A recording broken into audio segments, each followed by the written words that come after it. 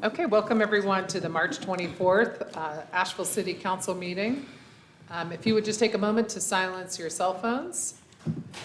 If you would like to speak on any item on our agenda, you can just sign up out in the hall and it will populate on our screen. And if you would rise for the Pledge of Allegiance.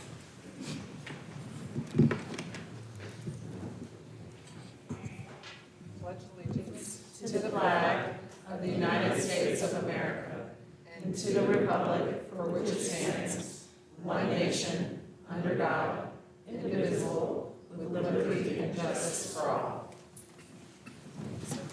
Sorry. No.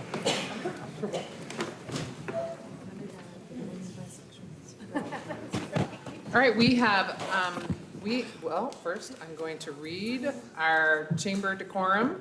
For those of you that have been coming for the last few meetings, you've heard me read this. And for those of you that are new, this will be new for you. Members of the public attending council meetings or addressing the council shall abide by the following rules. Everyone shall follow the instructions of the mayor or any other presiding officer or official and shall refrain from impeding or interrupting the conduct of business. This shall include, but not be limited to, clapping, yelling, or other audio expressions of approval or disapproval of comments made during the meeting.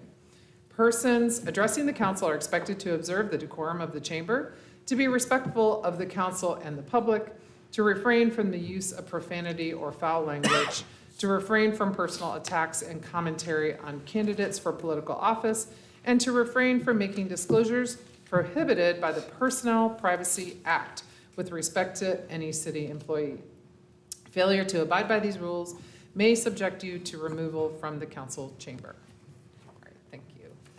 We have 3 proclamations tonight. The first is Procurement Month, and I think Procurement Month, I'm gonna say it again. And we have a number of people that are here for that item, so please meet me down by the lectern.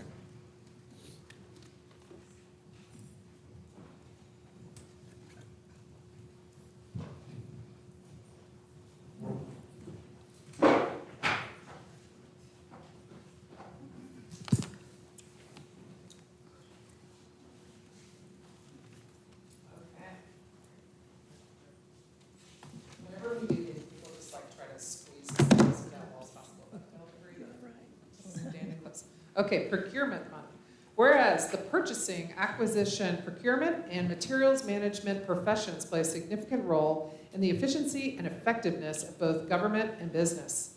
And whereas, in addition to the purchase of goods and services, procurement professionals add value to local government by performing such functions as executing, implementing, and administering contracts and developing strategic procurement strategies with suppliers and departments within the organization. Whereas procurement professionals in the city of Asheville make important contributions to help ensure the responsible use of taxpayer dollars by providing efficient service while maintaining the highest ethical standards to ensure open, fair, and transparent purchasing activities. And whereas the North Carolina Association of Governmental Purchasing and the National Institute of Governmental Purchasing have declared the month of March as Procurement Month to further expand the awareness of the procurement professionals. I just like all of you try to say that many times. The procurement professionals' role to government officials in the general public, as well as business and corporate leaders. Now, therefore, I, Esther Manhammer, Mayor of the City of Asheville, do hereby proclaim March 2026 as Procurement Month in Asheville and commend its observance to all citizens.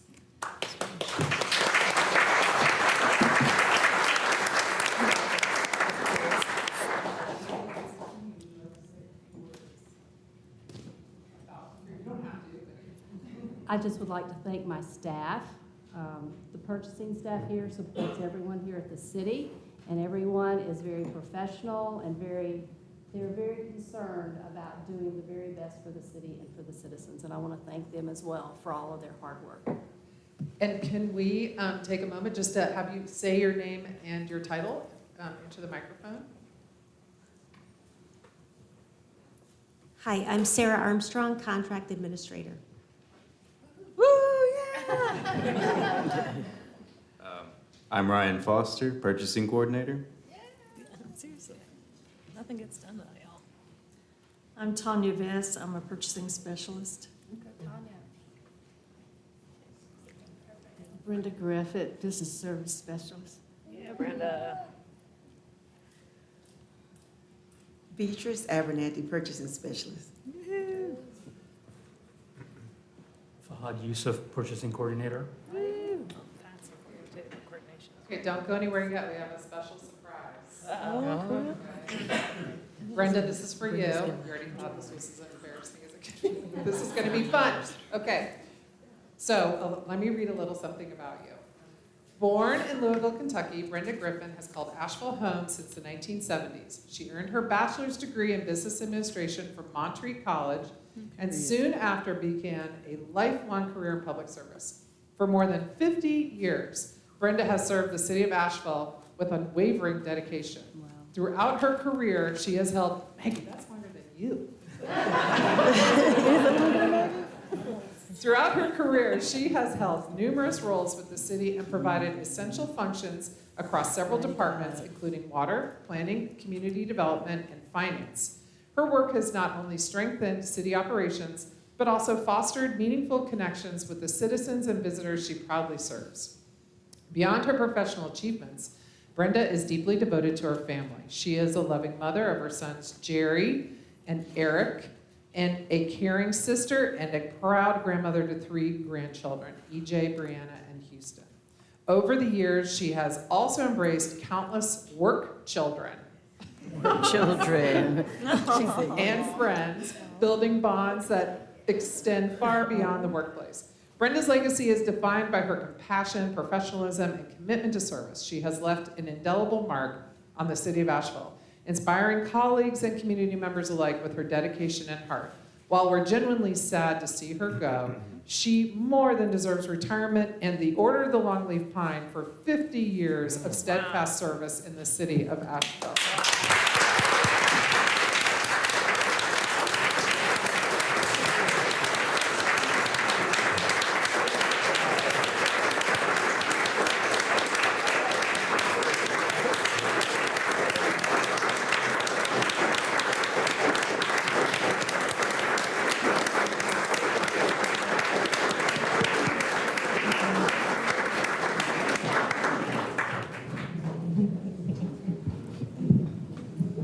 Speech. Giving all that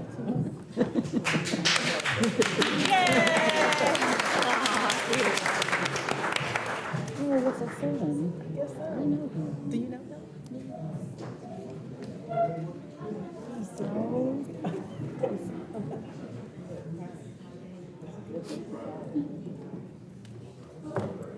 oh, they came for Brenda. Yeah, I thought that's why most of the folks. I thought it was still Parkside. Miss Sophie.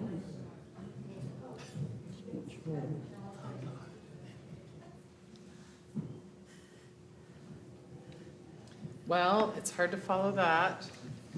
We're adjourned. No, I'm just kidding. Yeah, right. No. Next, we have Social Work Month, and Council Member Bo Hess is going to present this proclamation. And if anyone is here for this proclamation, please come forward.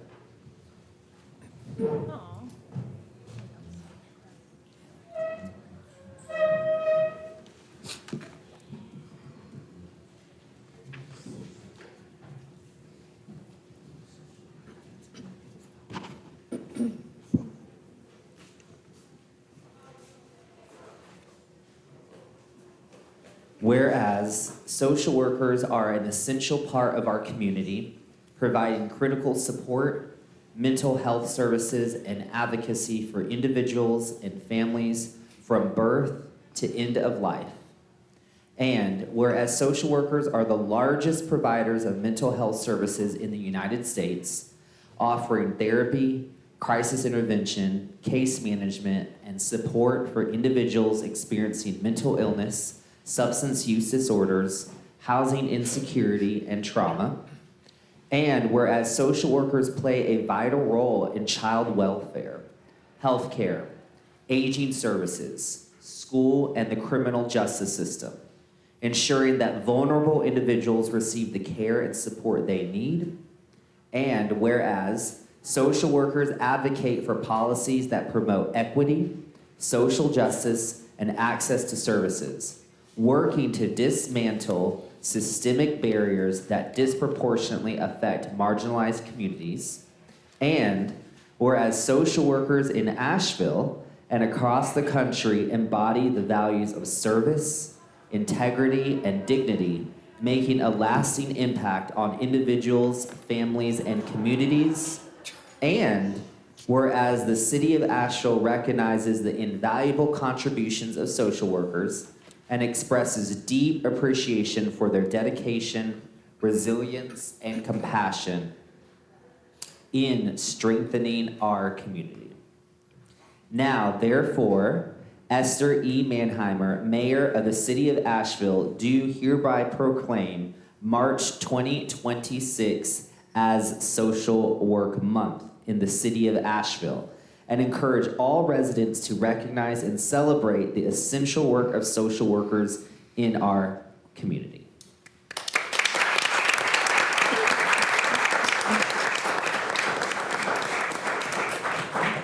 And Dr. Volker, do you want us to take this back to? And then if you guys will introduce yourselves at the mic as well. Hi, I'm Dr. Beth Vogler from Mars Hill University. I'm the social work program director there for almost 30 years, a lot longer than a lot of people have been around. But so happy to be here today, and thank you so much for this recognition. We really appreciate it. Just come on. My name is Austin Holder, and I'm a social worker at the UNC Teach Autism program.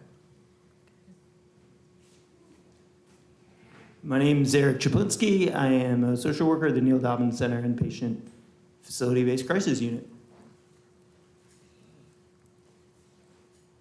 My name is Brian Brown. I'm a foster care social work supervisor for Buncombe County. I appreciate the recognition and just hope that we can always prioritize services for the people in our community. Hi, I'm Brittany Bingham. I serve our community in foster care social work.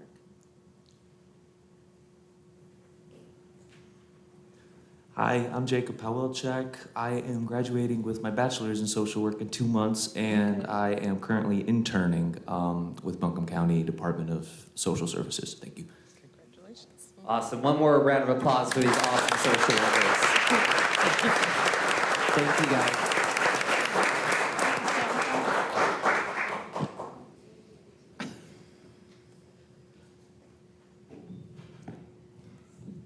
Thank you. Bo, you can tell you're in a band. You're away with a microphone. All right, and our last proclamation of the day is Arbor Day in the River Arts District, and Councilwoman Romney will be presenting this proclamation. And if there's anyone here for this item, please come forward. Here you are.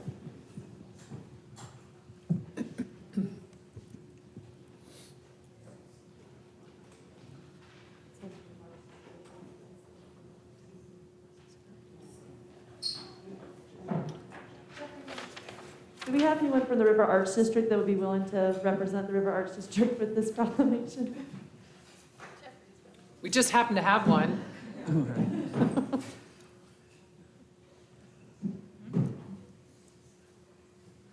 Thank you for improv. Whereas the city of Asheville has been recognized as a Tree City USA by the Arbor Day Foundation for 45 years, and whereas trees mitigate urban heat islands, improve air quality and water quality, and stabilize soils, and planting and preserving them aligns with Asheville City Council's Helene recovery priorities of community resiliency and environmental sustainability. And whereas thanks to past leadership by the Urban Forestry Commission, the city of Asheville will complete an urban forestry master plan later this year. And whereas the city of Asheville and other urban forestry stakeholders are joining with the NC Arboretum to celebrate the Downy Serviceberry as North Carolina's 2026 Tree of the Year, and to host Arbor Day celebrations on April 11th, 2026. And whereas the city recognizes the importance of supporting the comeback of the French Broad River recovery area, and chooses to celebrate Arbor Day this year in the River Arts District. Now therefore, Esther Mannheimer, Mayor of the City of Asheville, has proclaimed April 11th as Arbor Day in the River Arts District in Asheville, North Carolina, and urges the community to enjoy acts of tree stewardship, including volunteering for planting events, removing invasive vines, inspecting for pests, and refreshing mulch to retain moisture. All right.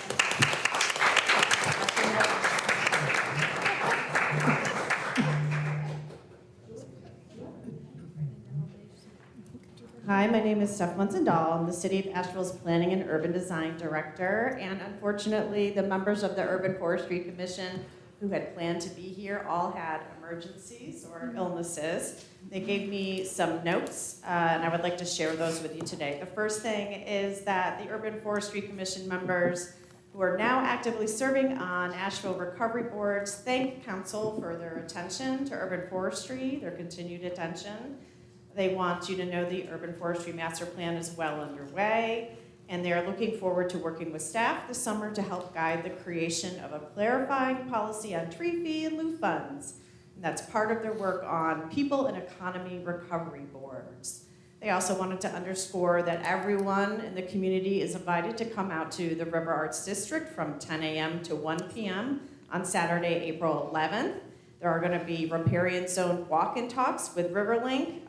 Members of the Urban Forestry Commission are holding demonstrations to plant several trees around the Craven Street boat ramp. Keith Aitken, our urban forester, is going to be working at 91 Riverside Drive to make space for trees that have grown up on their own over time. And most importantly, we have the president of the River Arts District Association here today. We're saying stay for the art. Come for the trees and stay for the art. Starting at 1 p.m., Rad Sip and Stroll is happening. Thank you so much.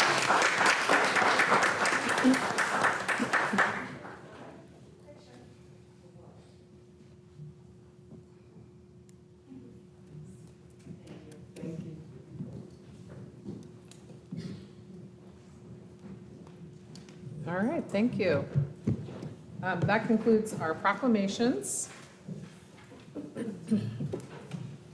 Next, we have our consent agenda. Council, do I have questions, comments, or a motion to approve the shortest ever consent agenda? Motion to approve. Second. All right, we have a motion and a second. I just have a comment about number or letter B. I'm pleased that we are expanding embedded behavioral health counseling services to our first responders.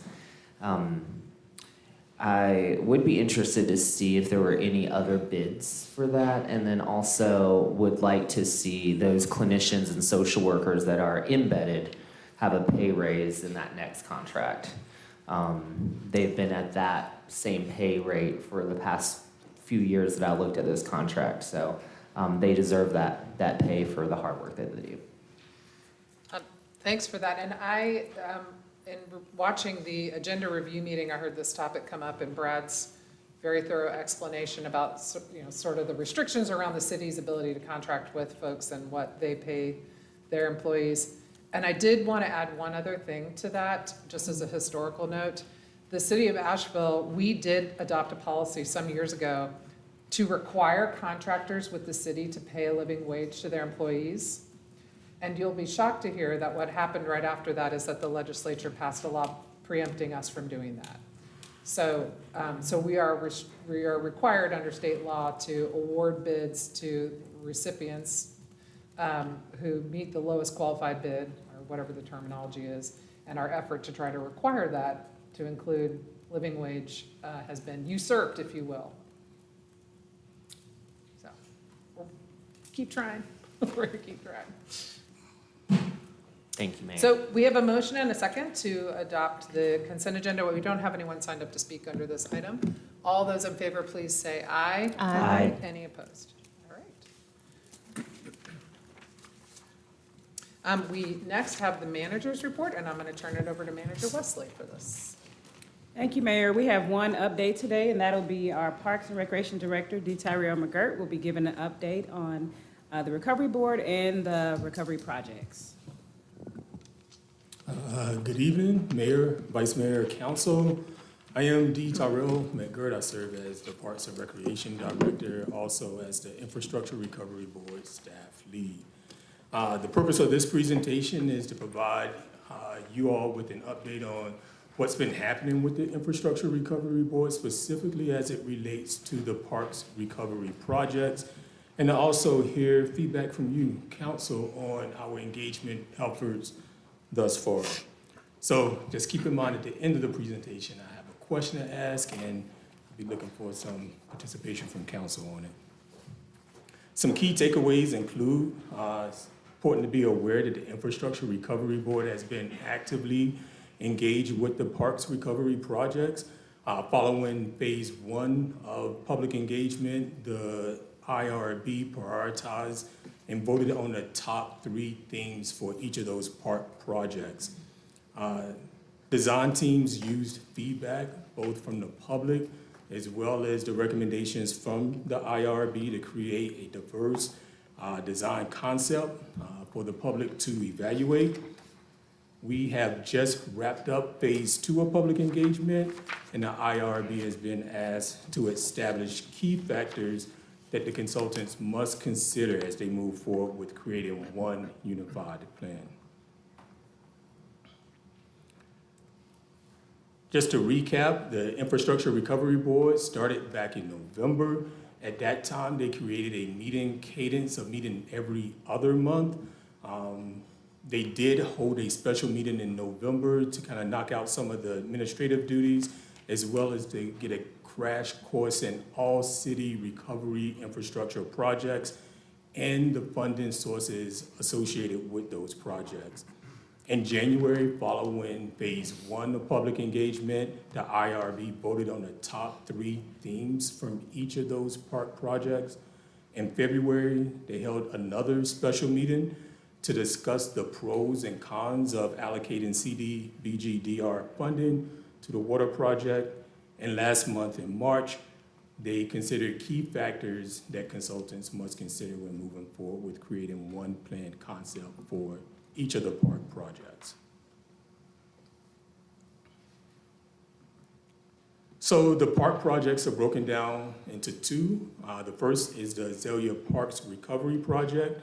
Again, following phase 1, there were some things that we heard over and over again. That included public or community members wanted flood resiliency.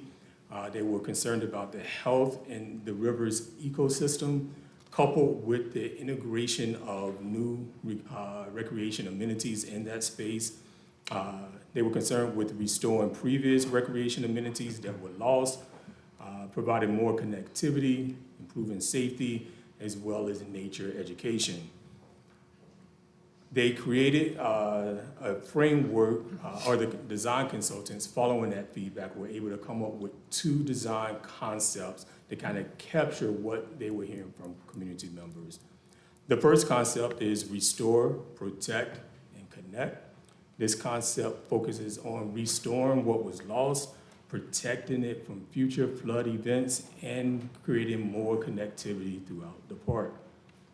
Concept 2 focuses on repositioning those elements that were destroyed, elevating those with more mitigation, and also providing more connectivity throughout the park. So that's Azalea Parks Recovery. When we go over to the French Broad Recovery project, again, following phase 1 of public engagement, the consultants were able to come up with 3 concepts. The first concept, Rebuild the River, focuses on ecology and water, the water systems throughout the park. Activate Asheville is the second concept, with a focus on recreation and the active park spaces within the system. And then the third concept is Community Canvas. And this concept has a focus on art and creating community spaces. Rather than choose one concept, however, with this project, the public was asked to look at and identify interests and amenities within each concept that they would most like to see rise to the top and ultimately get built.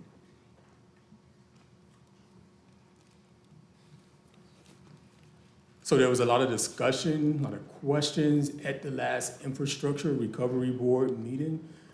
But one question that they were asked to consider is, what factors must the design professionals consider when creating a design concept? So this was front and center. This is what the board was tasked with discussing and providing some additional guidance and feedback to the design consultants as well as you, council. Some things that rose to the top based on the conversation, the discussion, questions were flood resilience and risk mitigation. There was some concerns, or they wanted to highlight fiscal planning and life cycle costs, programming and site activation, and natural systems and connectivity. So a lot of discussion around these 4 elements. Around the French Broad River, same question was asked: what factors must the design professionals consider when creating a design concept? Again, flood resiliency and infrastructure was a concern or rose to the top. Natural systems and ecology, programming, site activation and community, access and connectivity, aesthetics, and public art, and economic and fiscal planning were the elements with this park project. And so, council, this gets us to the engagement pieces. Just to highlight again, we have just ended phase 2 of public engagement for these park projects. We've heard feedback from the public, from the Infrastructure Recovery Board, and next stop is council. After this step, the consultants will go back and take each of these concepts, take all the feedback and recommendations heard from the Infrastructure Recovery Board and anything that comes from you, council, to create one unified design concept. So the question is, what, if any, considerations or factors are missing from the engagement? Go.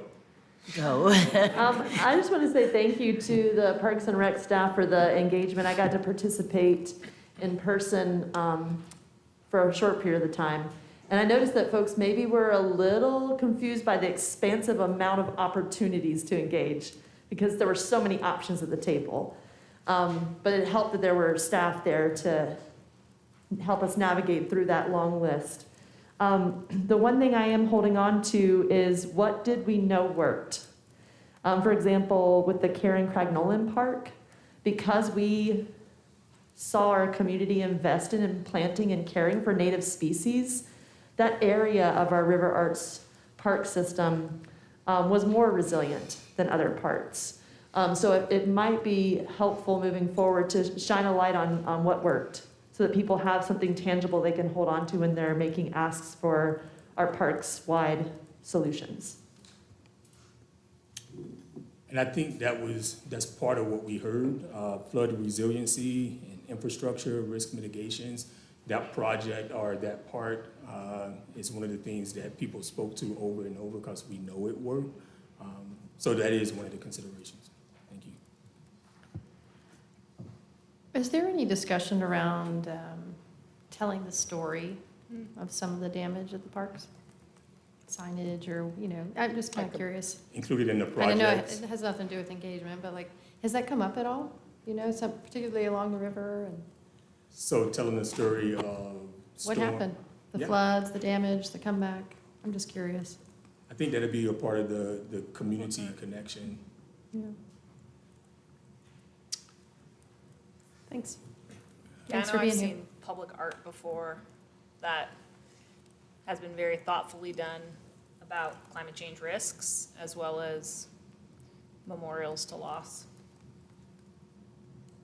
As far as is anything missing, I mean, this is a pretty great Christmas shopping list already. I want all of this. I think it'll probably, as we get further in the process, we're gonna have to be understanding how much of what things are we gonna be able to get. But to start with this list for the design professionals seems like a good start. I also am just proud of our community that we aren't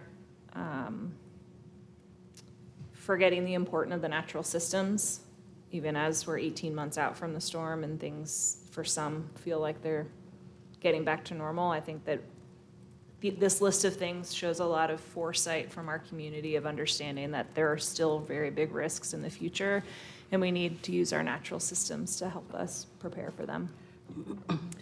And more about like the education of, I guess is kind of what I'm leaning on, not just the history of what happened, but, you know, why are some of these things so great and important? Yeah. I'm just curious what considerations were given to some of the recommendations from, what is it, Urban Land Institute, as far as recognition that these were historically Black neighborhoods affected? Has that come up at all? I don't recall that specifically coming up in conversations. Okay. I know there were some focus groups included as part of this process. And we just got summaries back last week, so I can do a little digging and see if there's anything specific related to the legacy of those neighborhoods. Okay. Early off in engagement, you all recognized that there was low participation rate from people of color, younger adults, renters, and another group. I'm wondering if you've circled back around to close that engagement gap. Yes. Okay. So the good thing with this second round of public engagement is we did see there were 3 categories: income and housing, race and ethnicity, and age. And we did see an increase in renters and individuals low income participate in the second round of surveys. We saw more Latinos participate in the survey, as well as those under the age of 35. So Did that change anything with different types of representation? I think we were able to capture some of the things that were really important to these demographics. That would be more information provided to you all in the summary reports.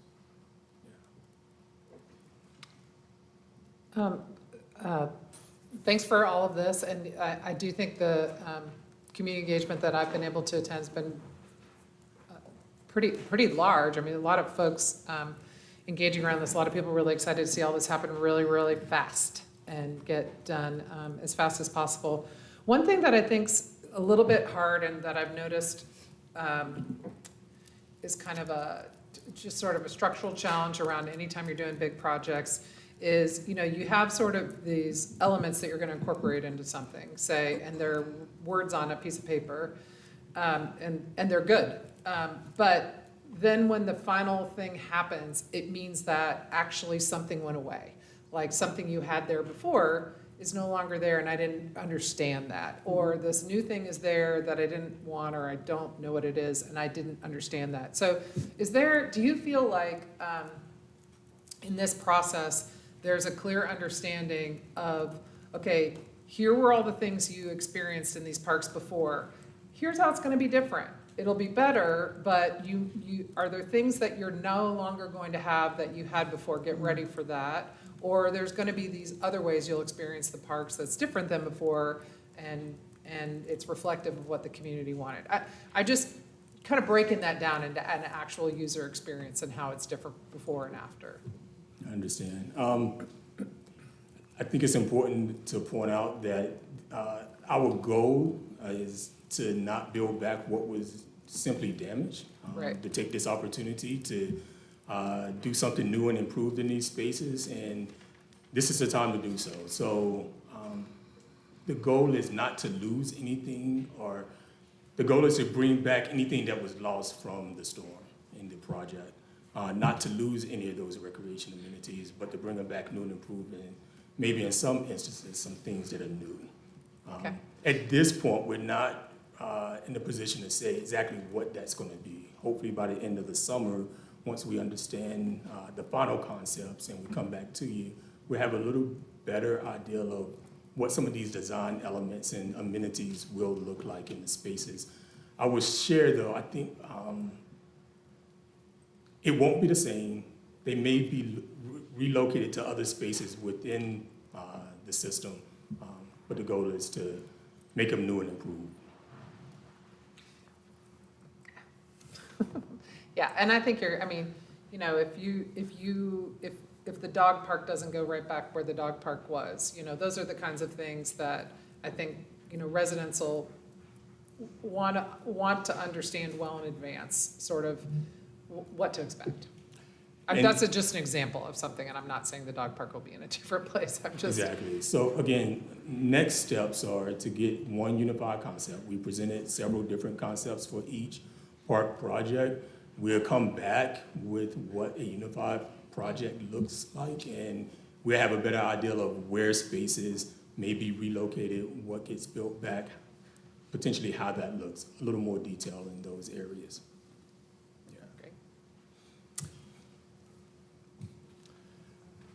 So next steps, the Infrastructure Recovery Board's next meeting is May 5th. At that time, they'll be getting an update on non-park city infrastructure projects, namely water, public works, transportation projects.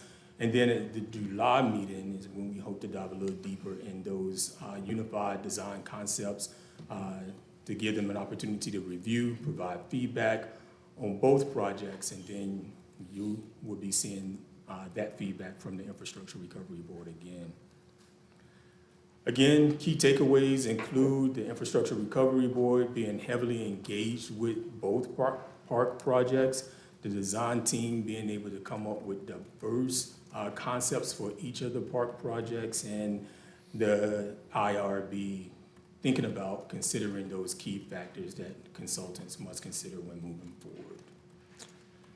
Thank you. Thanks. Thank you. Thank you, Dee.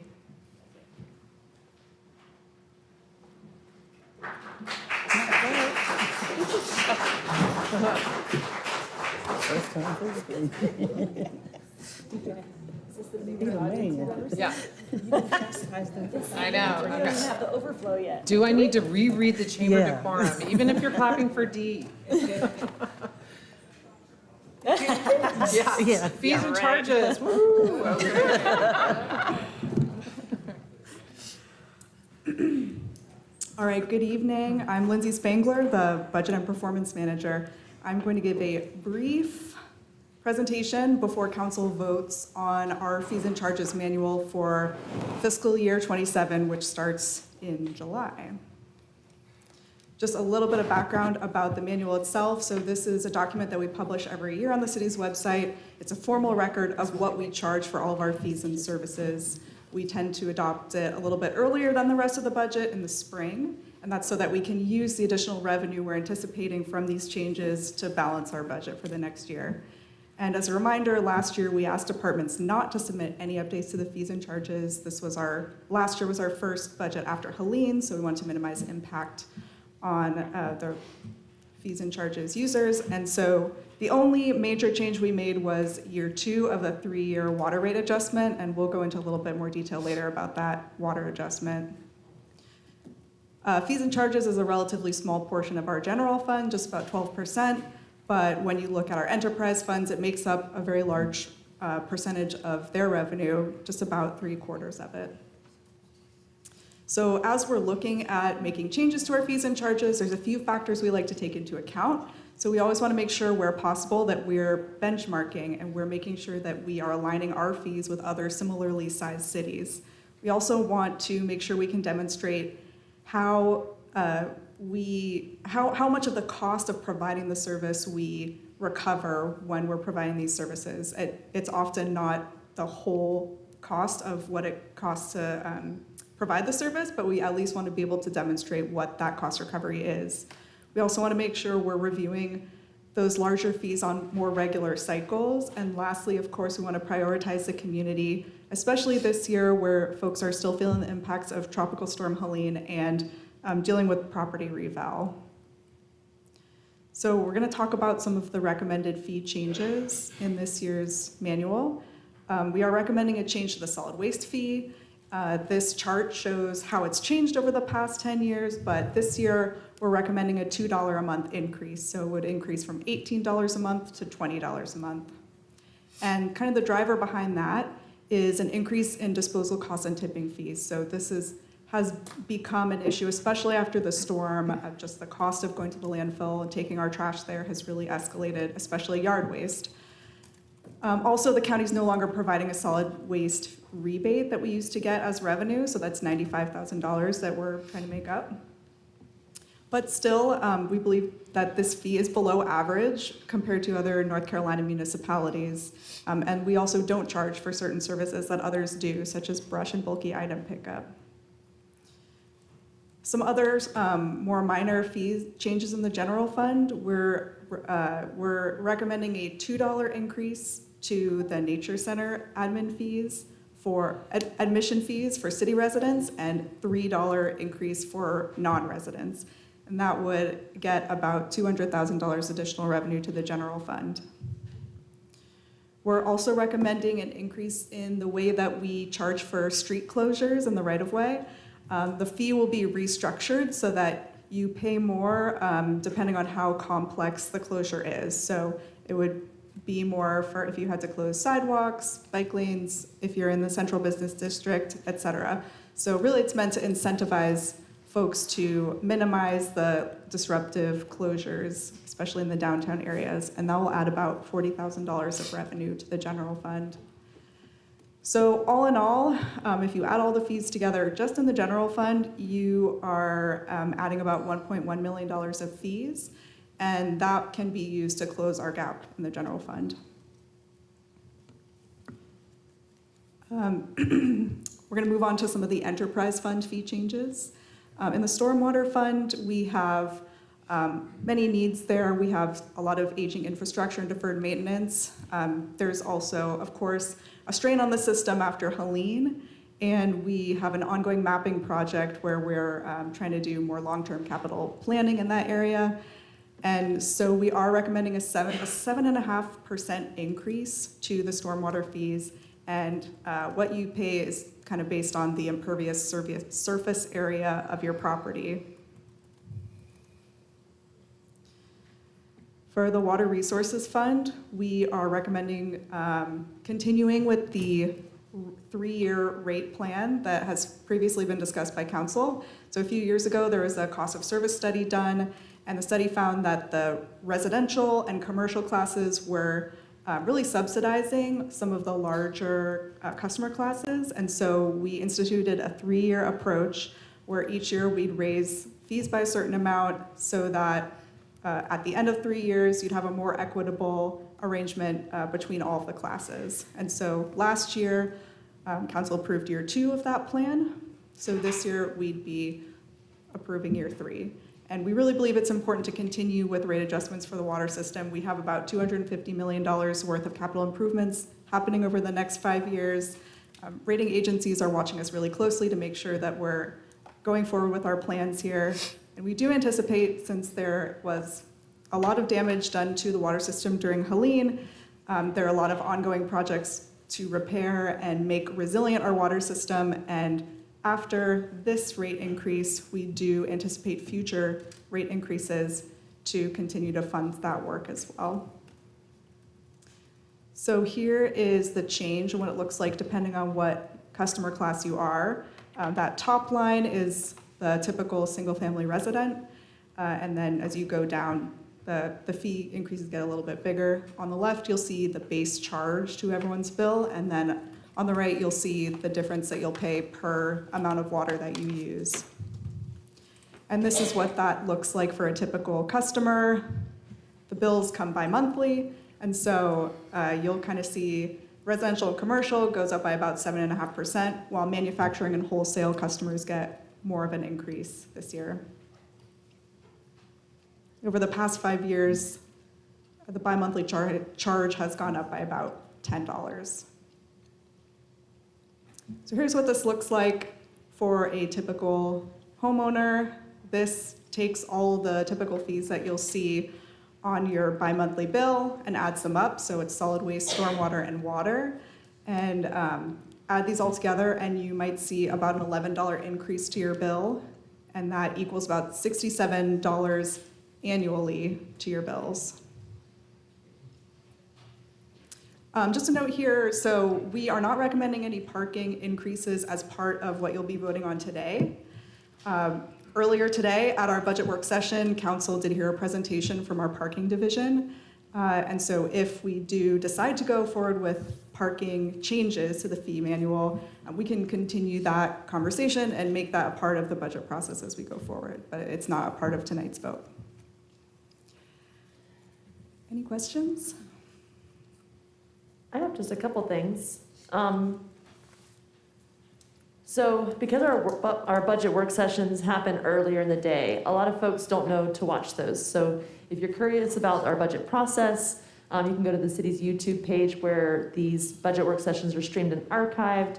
It's very informative. On slide 10, we have discussed the Nature Center increase and the impact on locals.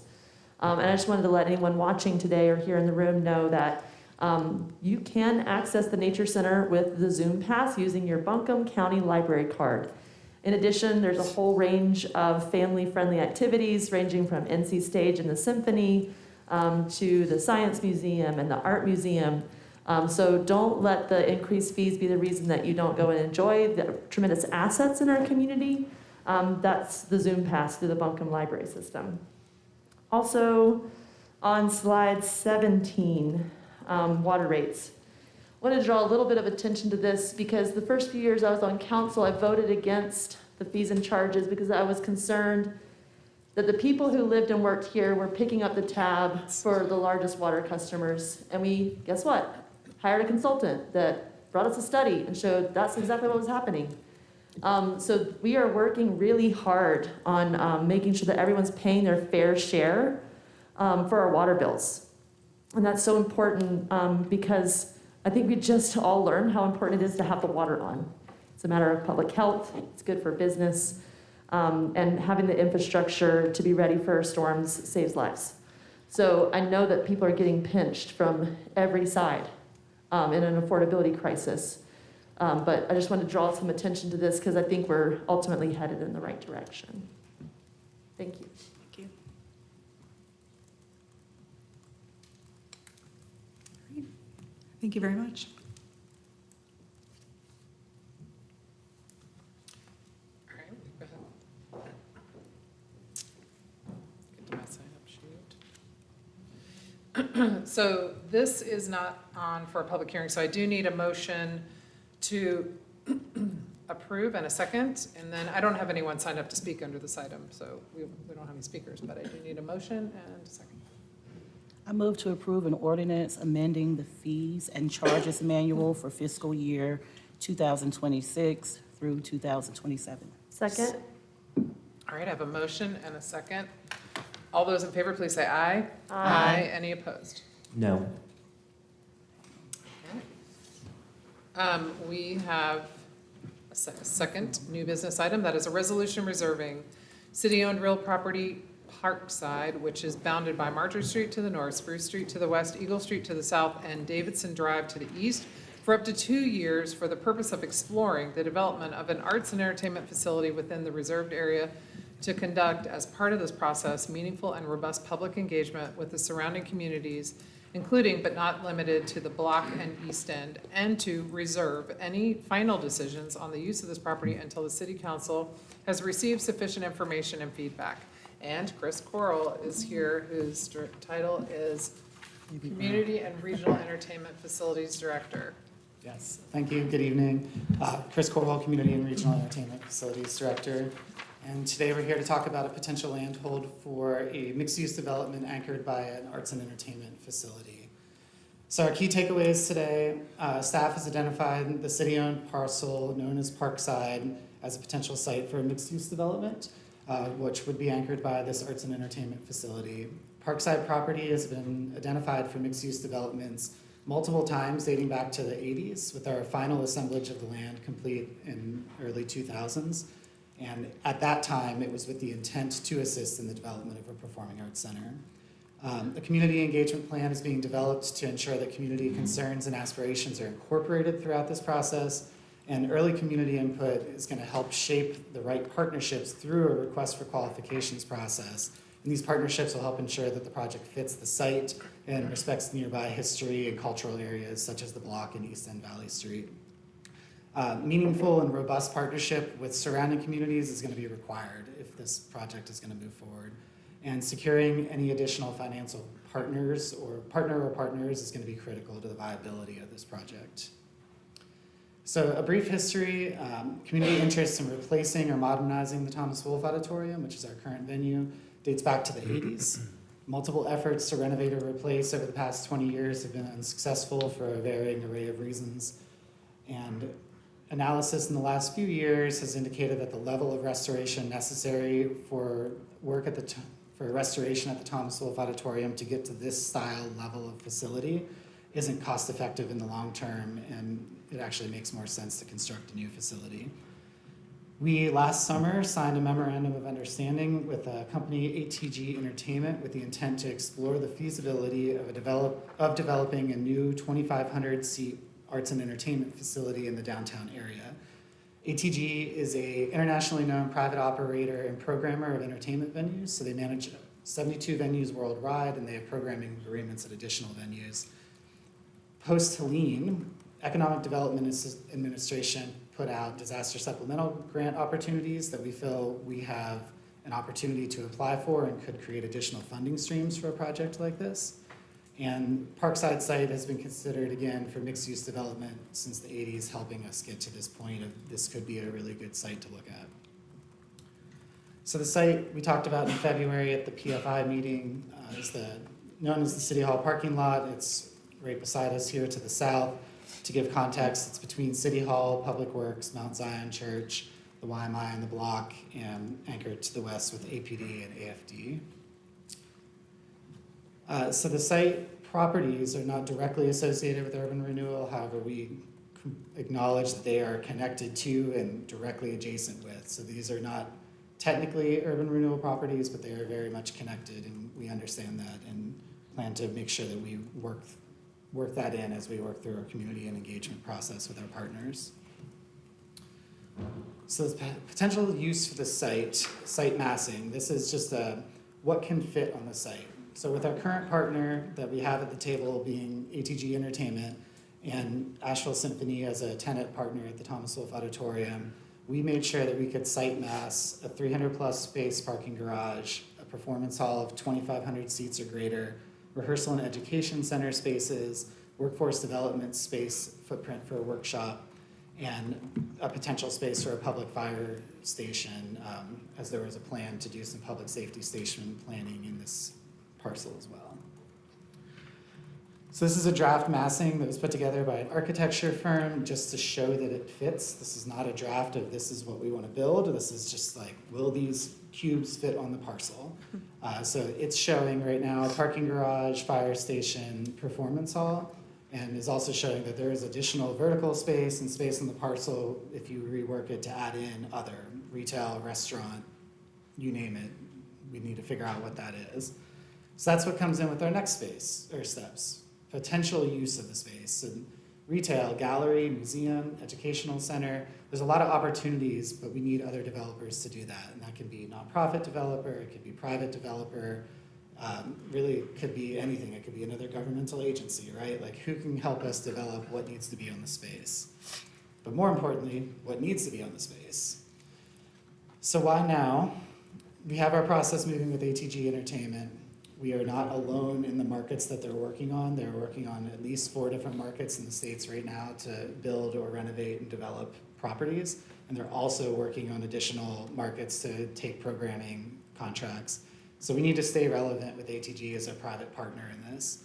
It will also help strengthen our EDA grant application, showing that there's true commitment because we're identifying a site. We're not just saying we have this concept that we want to look at, like we think we could even do it here in our application.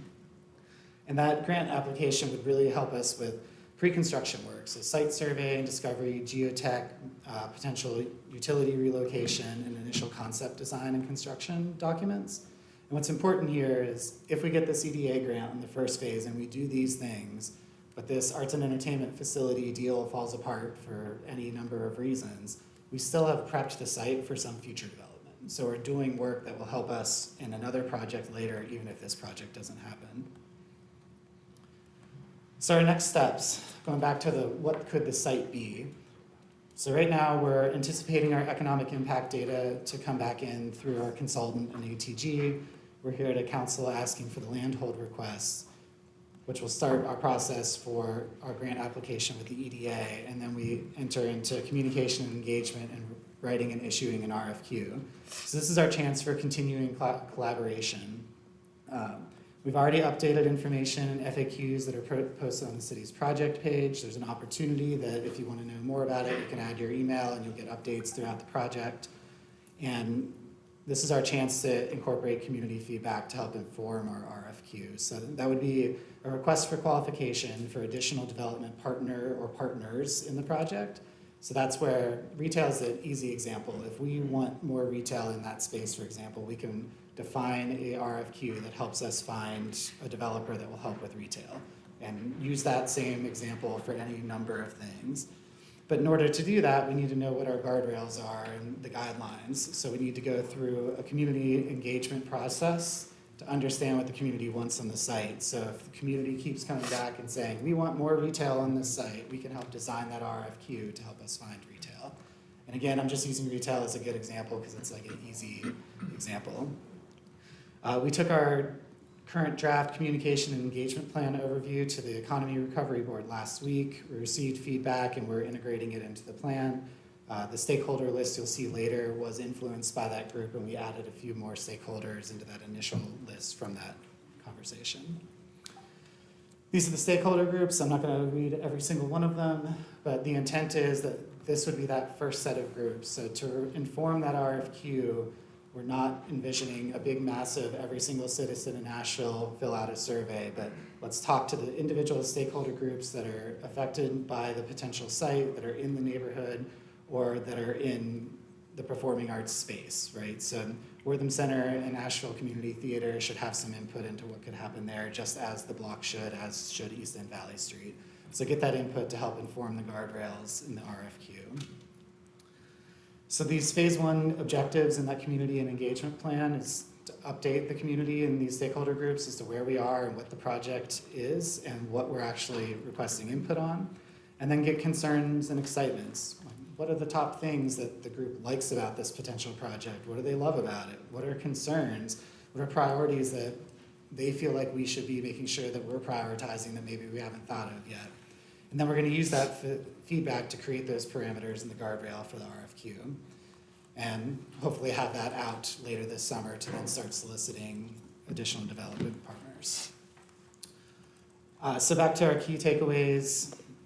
This has been a site that's been looked at multiple times over the years. Community engagement is vital in this process, and partnership with different community groups is going to really help inform those guardrails on the RFQ to help us find that next development partner. And hopefully, if everything pieces together in a couple of years, we'll have a definitive agreement with multiple development partners that can help move towards the development of the actual property with whatever we come to, but it would be anchored by this arts and entertainment facility. So with that, opportunity for discussion. I have a question early on that wouldn't be for you, but it's probably for either DK or Brad. I noticed that in the resolution, language has been changed from engagement to partnerships, which was a request from the block in East End Valley Street. However, I noticed on the motion that has not changed.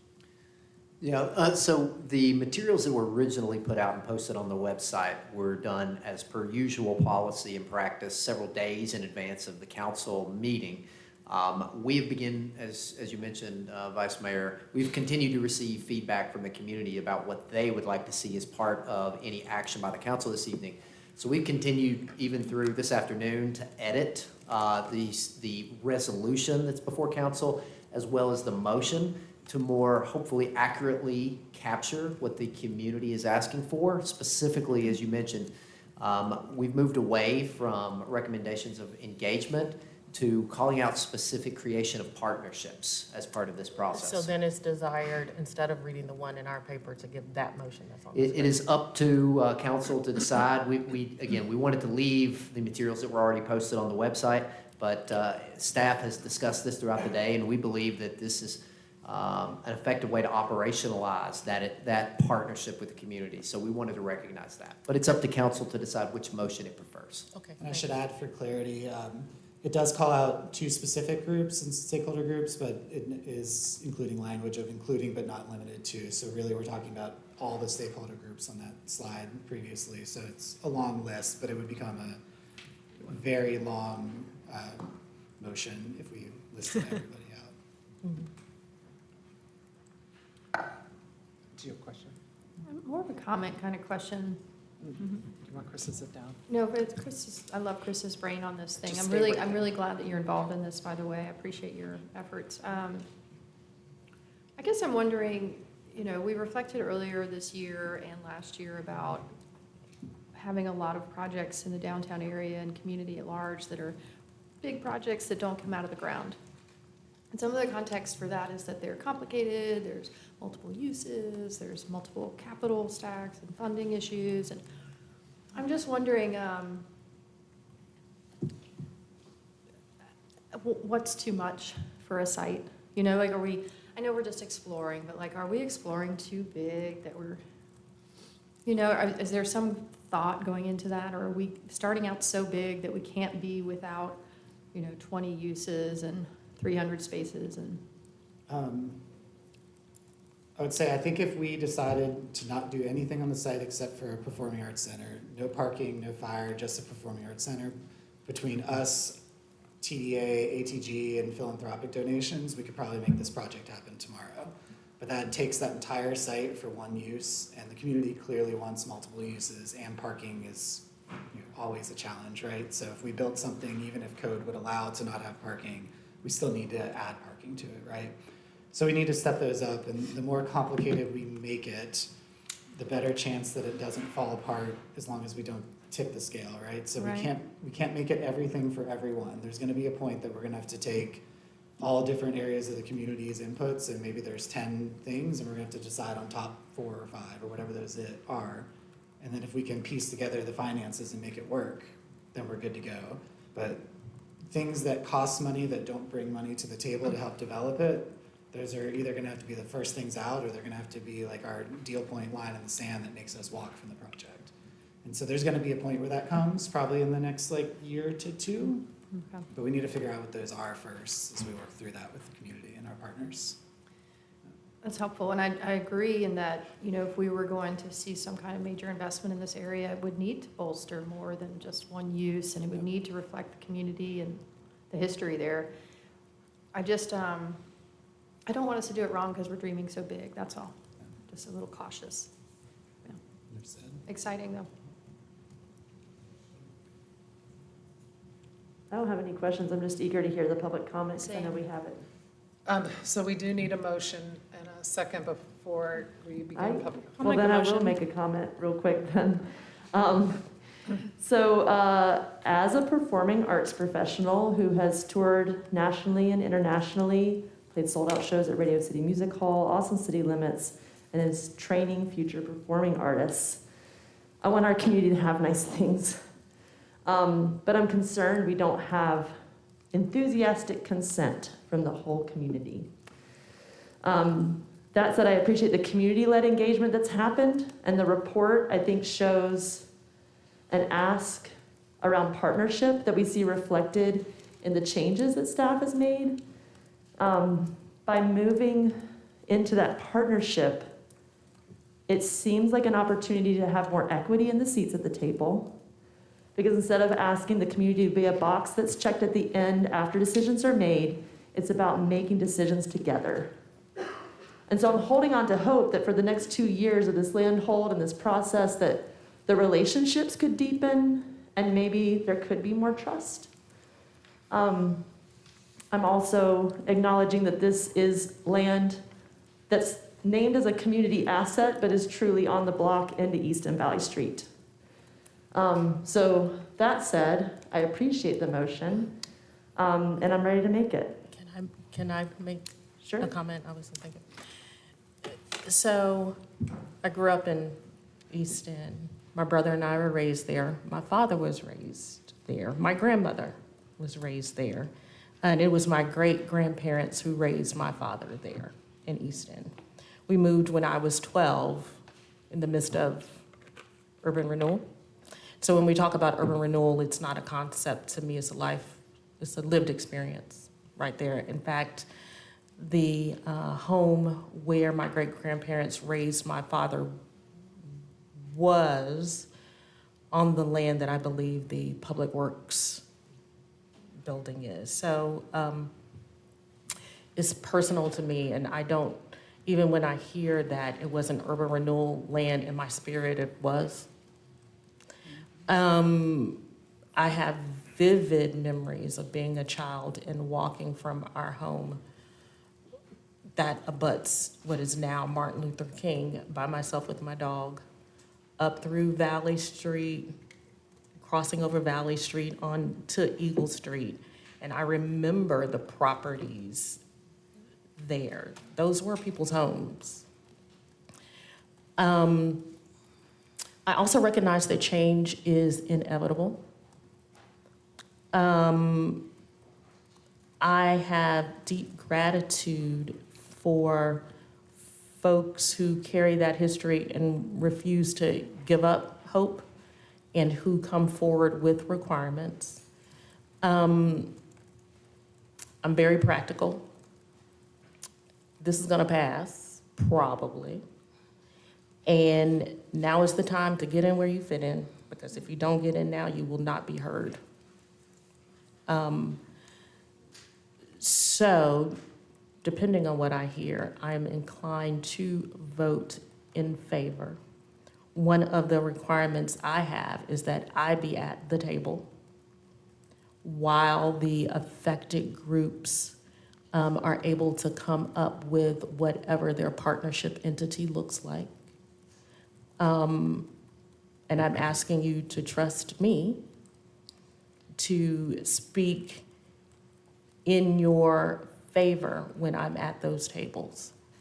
Because again, if you don't get in now, you will not get in later. Okay. So I move to adopt a resolution reserving city-owned real property known as Parkside, which is bounded by Marjorie Street to the north, Spruce Street to the west, Eagle Street to the south, and Davidson Drive to the east, for up to 2 years for the purpose of exploring the development of an arts and entertainment facility within the reserved area, and to create and utilize as part of this process meaningful and robust partnerships with the surrounding communities, including but not limited to the Block and East End, and to reserve any final decisions on the use of this property until the City Council has received sufficient information and feedback. Second. Okay. All right, we have a motion and a second. We have a number of people signed up to speak under this item. The first person signed up to speak is Paul Howell, and while Mr. Howell's making his way forward, I'll just let speakers know you'll have 3 minutes to speak, although we do have one group that signed up to speak for a block of time. But each speaker will have 3 minutes to speak. Please watch the lights on the lectern. Green means go, orange means you're about to stop, and red means stop. Good evening, council, city attorney, city manager, assistant city managers, and the glue that holds everything together, Maggie.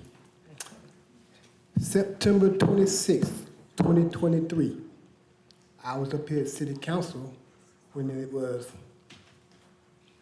being heard for the Aspire project, and people were making comments and a vote was gonna be made. I listened and I saw a whole lot of people come forward in favor of that project. And I listened and I participated in people that were against that project. The project consisted of a 20-story hotel with a 5-building type urban village of apartments with 450 to 650 apartments, with 20% of them being affordable, which would probably be about 130 apartments, something like that. The hotel, 20 stories. Down here on the corner, right down through there, I don't know, I'm misdirected somewhere, down on the corner down there, Oak Street. The natives were not for it. Everybody that was in favor for this project were locals. They had been living here for 5 years, 10 years, 15 years, something like that. But they weren't native. So they care nothing about the natives in that area. A 5-2 vote that they showed me that we had a majority council that was made up of locals that didn't care nothing about the natives. Now, here we come again with another project in our area of the woods. At least I do hear something about being inclusive this time, because before I told y'all that y'all's progressiveness did not include the black community. And it didn't. But I was wrong, because y'all's progressiveness doesn't include any Asheville native, black or white. It's all about the locals, what the locals want. Y'all have taken over our town. Y'all have taken and turned it into something I don't even recognize. I grew up on Eagle Street watching my granddad run numbers, running up and down by the coal yard and all that stuff, hanging out. I remember houses being back over there, going over there to see my friends over there, gone. So like Vice Mayor said, I lived through the urban removal. But if y'all gonna do right by the people, do it. Otherwise, leave it alone. Thank you. Rebecca Hecht.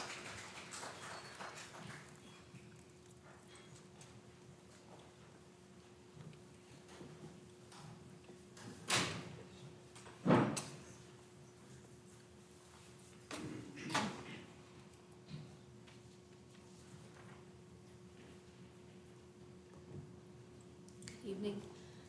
I'm Rebecca Hecht, and Can you move the mic closer to you, Or please? just, honestly, I don't know why we're doing public comment if y'all have already made up your mind, but I've been a downtown property owner and have owned businesses here for 24 years. I'm here with concerns about the proposed Performing Arts Center location. I want to be clear that I am not opposed to building a performing arts center in Asheville. However, I have misgivings about the proposed location and the land hold you're considering tonight. I understand the importance of the potential economic impact of this project for the region. However, the economic impact would be just as meaningful if it was located anywhere else in the city. We are at a crossroads where we can choose to disrupt a cycle of marginalization. City leaders and partnering organizations have an opportunity to set an example and model a healthy balance between our shared values and capitalism. We can design and realize a right-minded future together. Choosing another location eliminates controversy the city and other organizations leading this effort will face, potentially making its success more likely with broader support. The proposed location of this arts center cuts right through the heart of the neighborhood, which connects the block to East and Valley Street. It also threatens the two existing performing arts venues, each only a block away. I attended an online stakeholder meeting for this project. When asked about the facilities, the use of the facilities by local performing arts professionals, the answer was that the main auditorium schedule would be fully booked with no available dates for local productions. I was also told the classrooms and rehearsal space will already be booked with a full schedule. I'm a local playwright, and I was told there is no potential for me to access the facilities according to project representatives present at that meeting. I wonder if the neighbors on the block will feel like it is accessible to them, so I have questions. Who is this center for? Will the property in question be sold or leased? For how much? Is there really a 99-year agreement as part of the deal? Who will pay for maintenance? Does it make sense to include the fire station in the project, and who will pay for that? Why are there only 300 parking spaces for a 2,500-seat theater? Would the site in South Asheville be a better choice where there are newer sidewalks and infrastructure that appeals to a certain audience? With the new hotel overlay in the RAD, would there be enough hotels built over the next 2 years that could provide the walkability the project demands? Should a firm outside the U.S. tell us where best to locate an important asset, or do we have our own self-determination to decide where and how this project best serves our community? The TDA is tasked with serving the entire county, not just downtown. Can we share the wealth of tourism with other areas of the city and county? Thank you. Thank you.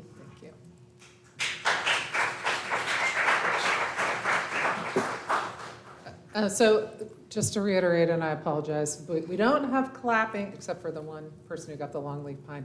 But if you like what the speaker's saying, just kind of give us a thumb, or you can give us thumbs down if you don't. So try that out, that usually works. The next person signed up to speak is Joe Wilkerson.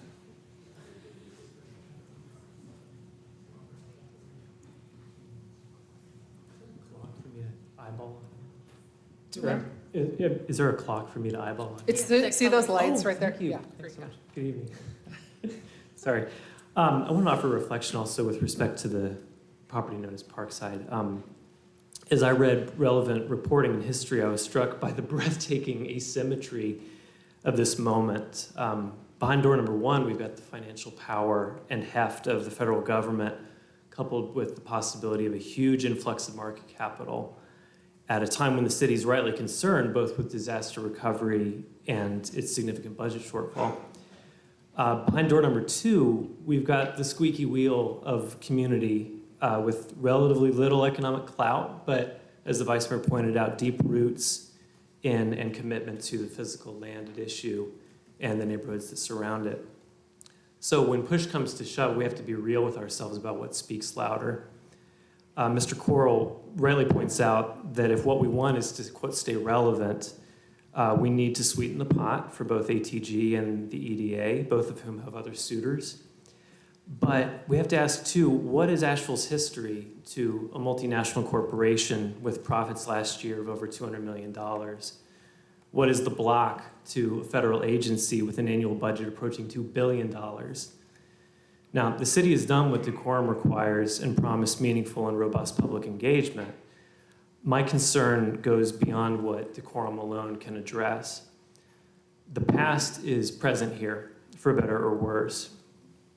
We as a civic body are much more than the values we profess in our comprehensive plan. We are also downstream of a history that has literally been paved over.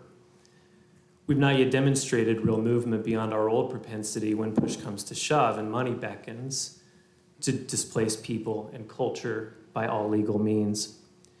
Now, this dilemma is as old as human nature and is in no way unique to us.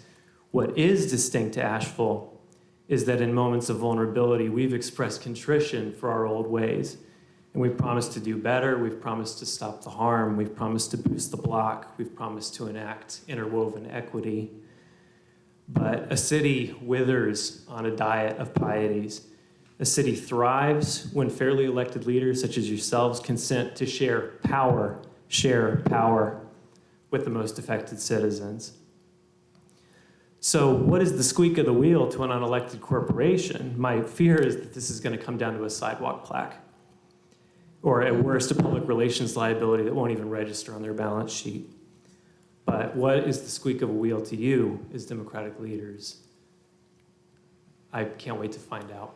Thank you for hearing my concerns. Okay, the next person signed up is David Greenson, and I have several people who have waived their time for Mr. Greenson, so when I call your name, just raise your hand. Anthony Oliva? Yes. Cythera Wilkerson? Yes. Molly Hartwell? Okay, thanks. Jared Wheatley? Yep. And Nina Tovish? Oh, well, you don't need to, Nina. Don't worry. I'm gonna put you next to her. Okay.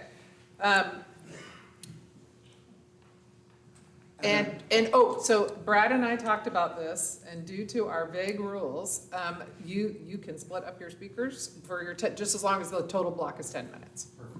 Okay, thank you. Good evening, Mayor, council members, city staff, and Asheville community. My name is Tiffany Debelo, and I'm accompanied tonight with my colleagues David Greenson and Nina Ireland, and we're here from the Government Accountability Project, GAP AVL. Next slide, please. Oh, you need.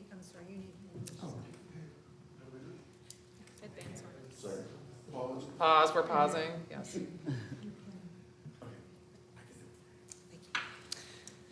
You've heard this site described as Parkside, a municipal parking lot targeted for redevelopment that is not designated as part of urban renewal. Tonight, we want to share the deeper history of this land and why that history matters for decisions being made now. Next slide. Before it was a parking lot, this land was part of a living neighborhood on Eagle Street, connected to the block and the broader Black community. Maps and city directories show homes along the north side of Eagle, occupied by Black families for decades. These were multi-generational households of laborers, domestic workers, service workers, people whose lives were tied to downtown Asheville. This was not a vacant land waiting to be developed. It was a community. As Vice Mayor said, it was people's homes. Next slide, please. This block also sat next to the Buncombe County Jail on Marjorie Street. That building was not just another civic structure, it was part of a system that exploited convict labor in the early 20th century. Next slide, please. And it was the place where Bob Brackett was held right before being taken and lynched by a mob in 1898. The history of this land is intertwined with a broader history of racial control, unequal power, and displacement. That context matters, especially when we talk about what should happen here and now. Next slide, please. In the mid-20th century, families still lived along this stretch of Eagle Street, and Black people owned some of the property there. One example is 40 Eagle Street, purchased in 1946 by Floyd McKissick, later a national civil rights leader who transferred the property to his parents. Other families, including the Hentz and Garner families, lived on neighboring parcels that would own for decades. Next slide, please. Then, beginning in the 1950s and 60s, and we know what happened there, the city enacted a devastating practice. These homes were labeled substandard. Investments for repairs and improvements was out of reach because Black homeowners largely could not obtain credit. Buildings were condemned and removed, clearing and devaluing the land. Next slide, please. Here is the City Council resolution to use eminent domain to condemn 74 and 76 Eagle so they could be acquired from the Black families that owned them. Next slide, please. By the time the city began acquiring these properties in the early 80s, they were no longer valued as homes, only as cleared land. Financial records show the impact of that. The McKissick property, which was purchased for the equivalent of about $27,000 today, was only sold for about $9,000. The Hentz property went from roughly $60,000 to about $11,000 in today's dollars. So these homes were devalued before they were taken, a major loss of generational wealth. This sequence, disinvestment, designation as substandard, clearance, acquisition at a fraction of their original value, often through eminent domain, and redevelopment, mirrors what happened across the country and just across Eagle Street under urban renewal. By 2003, the city owned all the parcels that now make up the site. Proposals followed quickly: a mixed-use development with the Grove Park Inn, luxury condos branded as Parkside, a first run on a performing arts center, and more recently, a fire and police facility. Across 2 decades of planning, one pattern stands out. The communities most connected to this land were almost entirely absent from the conversation. When the fire and police proposal was discussed in 2023, one council member asked city staff whether this land might be considered in the context of repairing harm from urban renewal in nearby neighborhoods, and the response was a single word: no. And then the conversation moved on. In the presentation that Mr. Corll just gave, you saw that there was one slide that emphasized that this land was not part of urban renewal, and technically that's correct. But while Parkside was not a target of federal urban renewal program, it suffered the same fate as properties that were. In 2020, this council adopted a resolution acknowledging the harm caused by urban renewal and committing to repair and amends.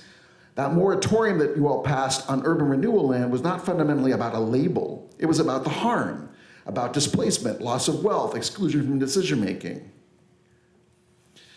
Because the city had no formal community engagement prior to tonight's vote, local community organizations hosted one a few weeks ago. Among those present, virtually no one outside of those financially or programmatically tied to this project expressed genuine excitement about the proposal for a performing arts center. After gathering input, the hosting organizations put out a recommendation that City Council vote in favor of the proposed land hold today, if and only if they simultaneously make a formal commitment to expand the project's partnership structure to include a locally rooted cultural partner connected to the block and East End Valley Street. The word partner is key. This goes beyond engagement and consultation. That's because promises of meaningful engagement are not enough. Urban renewal also included engagement, but residents had no real power and were still displaced. What is needed here is shared decision-making, not consultation after the fact. Going forward, the block and East and Valley Street must be present at every table where plans are being made and decisions formed with real authority in shaping not only the project's scope, design, and benefits, but whether this project belongs in this location at all. The communities most connected to this land have been clear. This is not the right site for an arts center when other locations could better serve that purpose without repeating past harm. We are not opposing investment. We are asking it to be done with us, not to us. We want to bring forward ideas that reflect our community, what our community has already asked for, through reparations recommendations rooted in restoration, access, and long-term community benefit. This land was unjustly taken under the narrative of blight, while the city itself has a long record of not maintaining its own public assets, from parks and pools like Malvern Hills and Walton Street Pool to cultural spaces like Thomas Wolfe Auditorium. That contradiction cannot be ignored. However, it is evident that council intends to move forward without true community support. If that is the path chosen, what must follow is a genuine partnership, one that includes community ownership, decision-making power, and tangible lasting benefits. What we bring to the table is not abstract. It is the land itself, land that was unjustly taken by the city. That history demands more than symbolic inclusion. It demands a different outcome. The history of this site is a story about power, who had it, who exercised it, and who did not. Tonight you have the opportunity to begin with a different ending, one in which the people whose history is rooted here are central in shaping its future.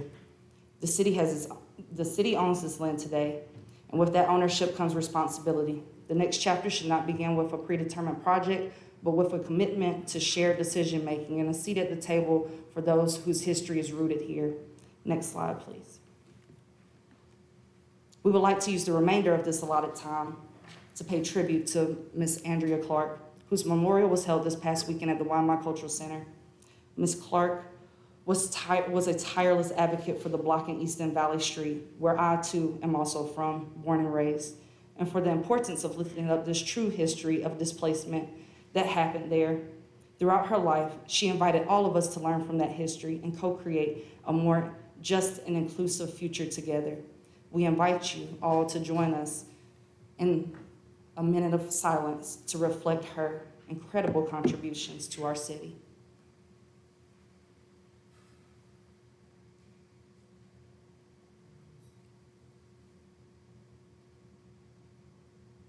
Thank you.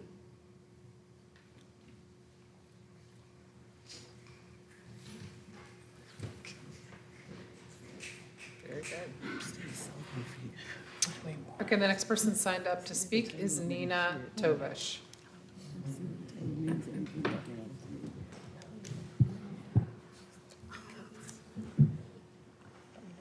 Good evening. I'd just like to take the opportunity to remind council that it passed Resolution 25-229 on October 14th of 2025, establishing a Community Reparations Commission. And among the purposes intended here, and I'm quoting from the mission statement, The intent of the reparations process as defined by the Commission is to significantly enhance the quality of life for Black residents by systematically dismantling and reforming policies and institutional barriers that have perpetuated harm while avoiding creating new or additional harms. Among these strong efforts to eradicate racial wealth disparities, access to home ownership, land ownerships, business ventures, and equitable financial restitution. Efforts intended to deliver lasting benefits across generations with particular focus on the empowerment of Black youth. The Commission insists on an official public acknowledgement and apology for past harms. All I'm asking is that you bear in mind the findings and the recommendations of the Reparation Commission as you determine what to do with this valuable public land. I'd love to see a new arts center in this city. We desperately need one. But what we don't need to do is to perpetuate the flaws of past takings and find a way to ensure that anything that gets done with city property benefits, first and foremost, those who have been harmed by past actions. Please have a look again at the recommendations of the Reparations Commission and see how this project can move forward in consonance with responding to those. Thank you for your time this evening. Thank you. Joseph Robinson.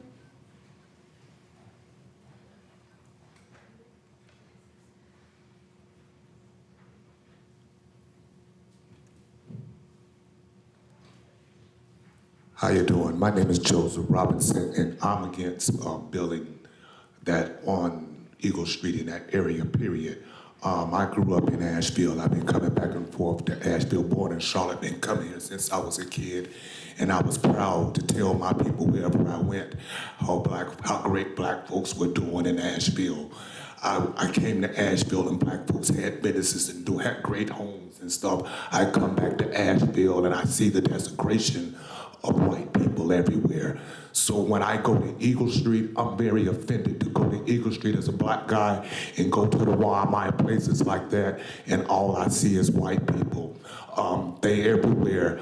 I noticed that we can't go anywhere. There is no place that we can go and gather as a whole without being bothered. And the last place we had to call our own is now being taken. And I am against that. I'm very offended to see white people on Eagle Street and talking as our history. Eagle Street has been known as Black Wall Street. No one ever brings that up, the history of Black Wall Street in Asheville. So I think that history should remain in Asheville, that being Black Wall Street, that should never go. If you put a place there, it's gonna take the history of the Black people totally out of Asheville. Everywhere Black folks have gone, it's been taken. And so it has to be a stand where Black folks stand up and have some place to go they can call their own without people just coming taking it all. And so I'm against that altogether. I know I'm not wise as many people speak very well, but my passion about keeping Eagle Street the way that it is, the block the way that it is, are better. Help the Black people. There is nothing, there's only white people moving into Eagle Street. There's nothing to do with Black people. They build art. The art comes and takes over every neighborhood I've lived in this country. Art comes in, they use art to come into the neighborhood. So don't use art as the way to come into the neighborhood, because that's the way they take all the neighborhoods. They come in with monopoly, and art is one of the monopolies, how you take neighborhoods. So I'm against all the tricks using art to take the rest of the neighborhood. So I'm against it, and I don't like them putting Black people in the place to try to get us to buy into that stuff.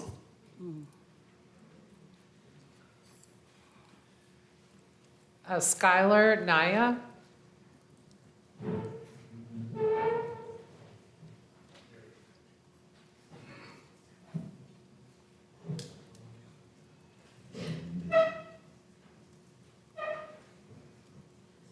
Hello. Is that, thank you. Okay. As you know, up into the 1970s, Eagle Street and the adjacent areas were a neighborhood of primarily Black families, which grew gradually more and more fragmented.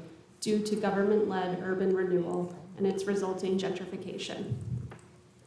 Now the residents of the Block and East End communities, many of whose lives are impacted daily by this government-sanctioned harm, are asking for a seat at the table.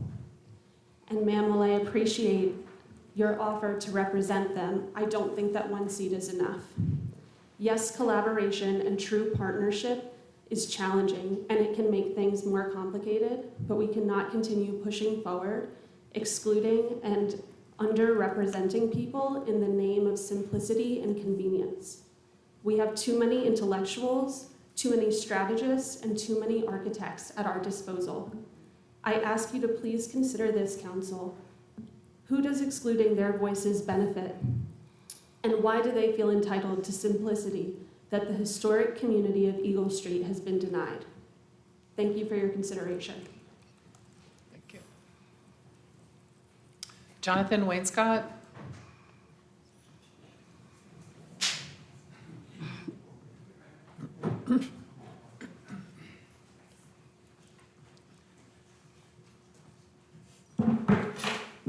Hi, my name is Jonathan Wainscott, and since the history south of this area has been covered, I'm going to talk about the north of this project site, which is this building and our neighbor to the north of Buncombe County, Temple of Doom. Now, this building was built in 1926, 100 years ago, so happy birthday to this building.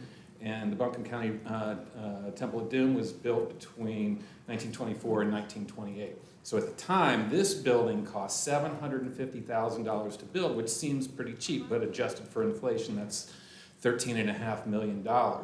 And the courthouse cost, it was originally budgeted to be $1 million. It went up to $2.4 million, and so that translates to $45.5 million for that building. So the combination of this building, that building back then was almost $60 million. And just a couple years later, approximately 3 years after 1926 was 1929.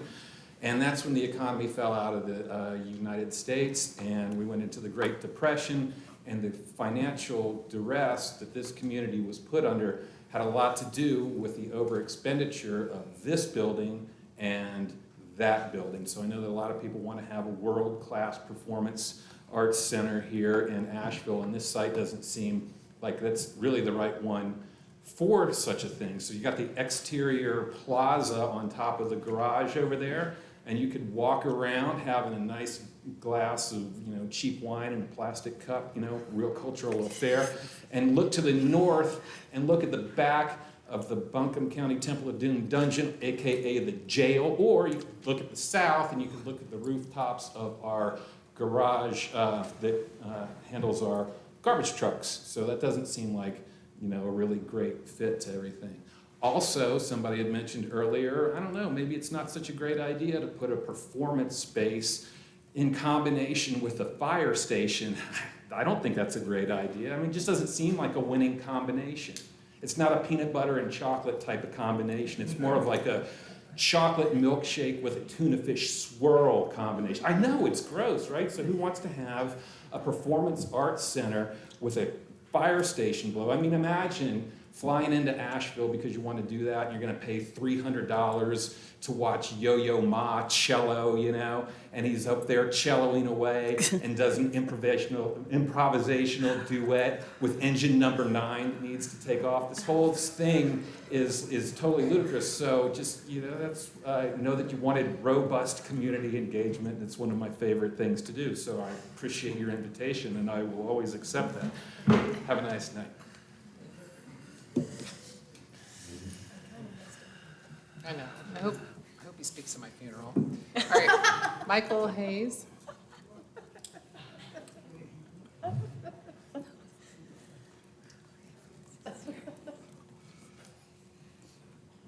Good evening, Council.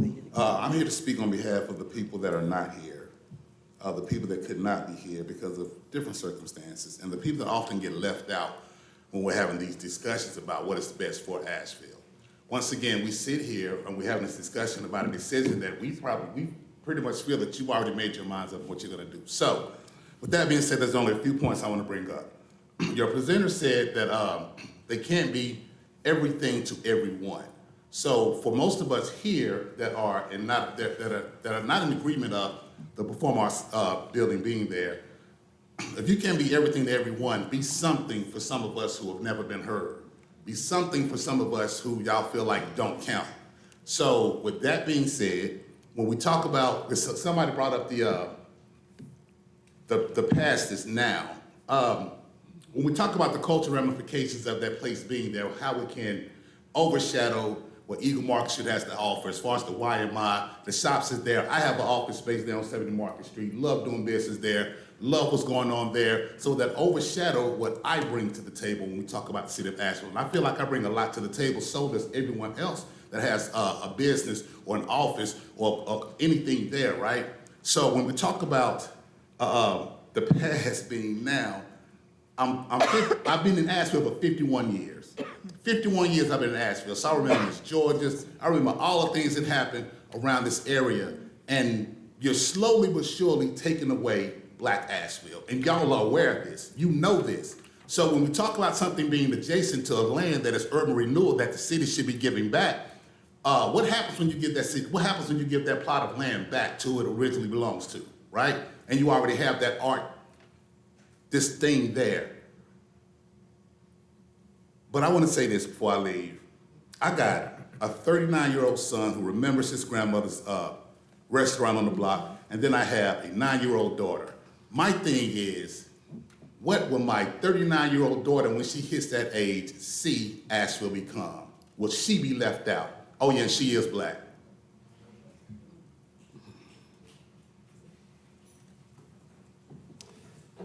I have no further folks signed up to speak under this item. Councils, we have a motion and a second. Are there any other questions? I have a comment. So much has been said, and beyond popular belief, some of us don't come in with predetermined approvals or denials. We come in to listen to the people and to honestly take into consideration what's being recommended, what the community's voice is as it pertains to a decision. And tonight we've heard from the people. But what I hear is causing confusion, and I don't want to be confused. And I definitely don't want to go down in history as that person who had a decision to make when it comes to the plight of us trying to create a renaissance, because we well deserve it. So what is it that we want? Because the assumption that it's already approved, so just give us a piece of the pie, that's not going to settle well in history. What is it that we want? If we want to hold and preserve for a different occasion, let's say that. Let's say that. But one thing is for sure, we need to get consensus on what is significant to our community and not allow people who are always at the table who can find easy ways to partner and compromise to lead the conversation. And that's not race specific. So I want to know from the community, I don't really know what to do. My heart's conviction is to say, no, find another place to do it. Or yes, find another place to do it. But when I hear powerful leaders who I want to say do their due diligence and bring back information for us to make decisions, then I lean on that decision until public comment.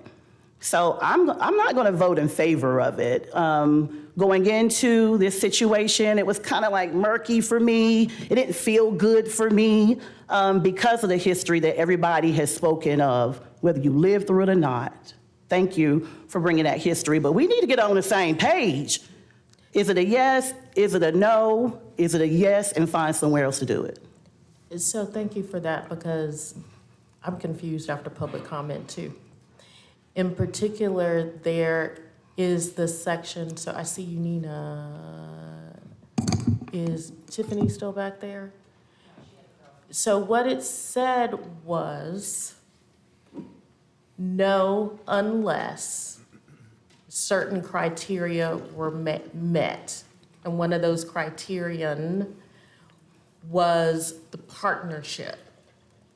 So are we saying that as presented, the partnership that was requested is inadequate. Because when I spoke to neighborhood folk beforehand and representatives of the block beforehand, it was my understanding that it was sufficient. Based on the comments, it seems to be insufficient. So I need clarity before the vote. My way of moving. Yeah, hold on. I need to hear it because it's going to Yeah, matter so about how I should we- vote. Okay, so, How can we ask community members questions? yeah. Or I could just vote no, which would you prefer?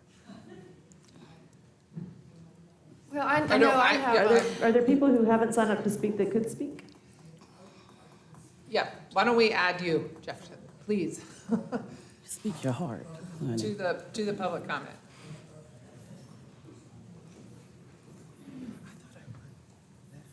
Hi. My name is Jefferson Ellison. I am the principal of J.D. Ellison and Company. I am also an Asheville native. Happy to be here. I didn't want to speak, but okay. So we sent in the report. It was 20 pages. I know it was long. I'm sorry. And so we put in the report because community was saying they were uncomfortable with council taking a vote on February 24th, and we wanted time for community engagement.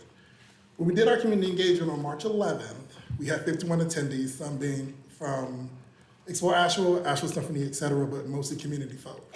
And what we heard was a lot of confusion, a lot of distrust, but also a desire for goals to be met around reparations, community development, economic development opportunity. We were also told by council and city staff that this landhold was just a landhold, and that 2 years into the project, it could still be killed, right?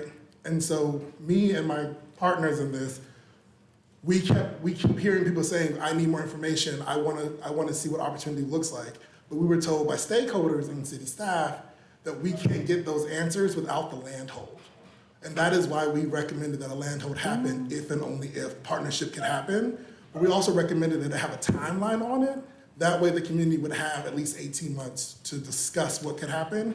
And then if we don't like what we hear during this research process, we can still kill the project, or y'all can. So we voted for a vote with the stipulation that we have time to get more information. So I think there's a disconnect because we're all saying we don't trust this process, and we have questions and concerns, but the only way it seems to get those questions answered is through this landhold process. Okay. It feels that way to me That's too, helpful. and it's unfortunate, because I also want more answers, I also have more concerns, I also am concerned about what I'm hearing tonight. I'm concerned about the things that aren't being said. I've been concerned about this location since the first time I heard it. But I agree, to get to the answers we want, to imagine the future that maybe we deserve, that the neighborhood maybe deserves, we're gonna have to do some exploration. So I guess, Okay, so wait, all right, so we're gonna, thank you so much. So it sounds like we're going into the, thank you very much for that clarity. Appreciate that. Okay. I guess it just, I mean, I guess what we could do, I'm just trying to brainstorm on the fly, is that adjust the motion to attach more parameters to it, whether it's the community. Well, hold on. I think what I was hearing was that the resolution, did you look at the resolution, is a vehicle to a process that will get to a place where more answers, questions, community engagement, involvement, partnership can happen. So I wasn't hearing, I was hearing dissatisfaction, but not, don't necessarily Right. change this, but you better abide by what this resolution calls for. And I was gonna say, maybe we can add more teeth to this motion that says, we will do that, Well, rather than. it will, and it does What would say that that look in the like, resolution Sage? that the motion refers. Give us a suggestion based on what's there that you would. Well, or are we, you're making, Brad is gonna start freaking out. Look at him biting. Look at that. My point. Council, I think this isn't tremendous, but this motion does have a couple of typos in it. This was an earlier motion. So I don't want people to harp too much on the exact wording, but the motion that was actually made by Councilmember Maroney was Okay, the corrected version of this. I do want to call out a couple points just to clarify council's awareness and perhaps the public's awareness. some elements were specifically added to try to address some of these concerns. It'll be up to you to decide if they have. But one is as part of the landhold, there is a direct requirement as part of the resolution that staff not just engage, but enter partnerships with the block, East and Valley Street, as well as other stakeholders that become available and necessary as part of the process, and that all final decisions about the uses, property, and this project are reserved until council receives that information and feedback from them. Okay. It's not limited, it specifically calls out the block in East End Valley Street. But that is not, and not limited to that. And not limited to that, but a required inclusion of. Is that how we're saying that? Yes, that's correct. It is multi-point now, which includes the landhold for a period of up to 2 years to explore those things and to create and utilize the partnerships specifically with the block and East End and other stakeholders listed here to be able to get the feedback needed in order to make final decisions in a partnership and reserving any final decisions until that exploration has been done.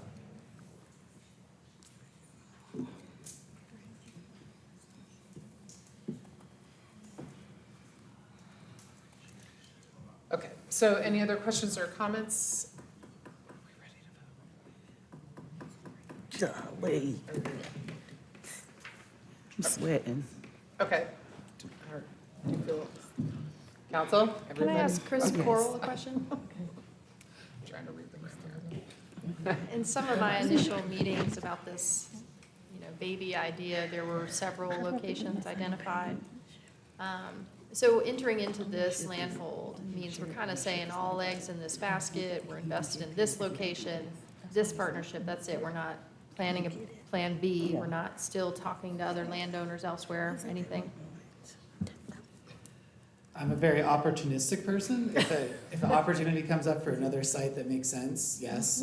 A lot of the direction at the start of this process was find land that we don't have to pay for. And so the land that we Right. already own.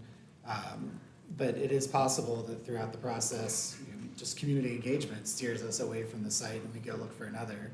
And if that's the case, maybe we're far enough along that we know that we want to do this project, so let's go find a site, or maybe we figured out, no, we don't want to do this project, and that's the time to step away.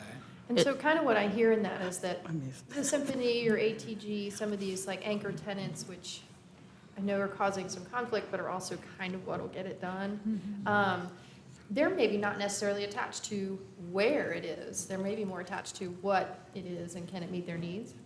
I don't want to completely speak for them, but I feel pretty it's kinda confident just- speaking for the Symphony. It's less about where, more about what. And for Yeah. ATG, it's the same, but there are desires for a where. That where may need it in being- urban setting though, Exactly. right? So Yeah. not necessarily it has to be here, but we need it in Yeah. walkable retail, restaurant, hotel.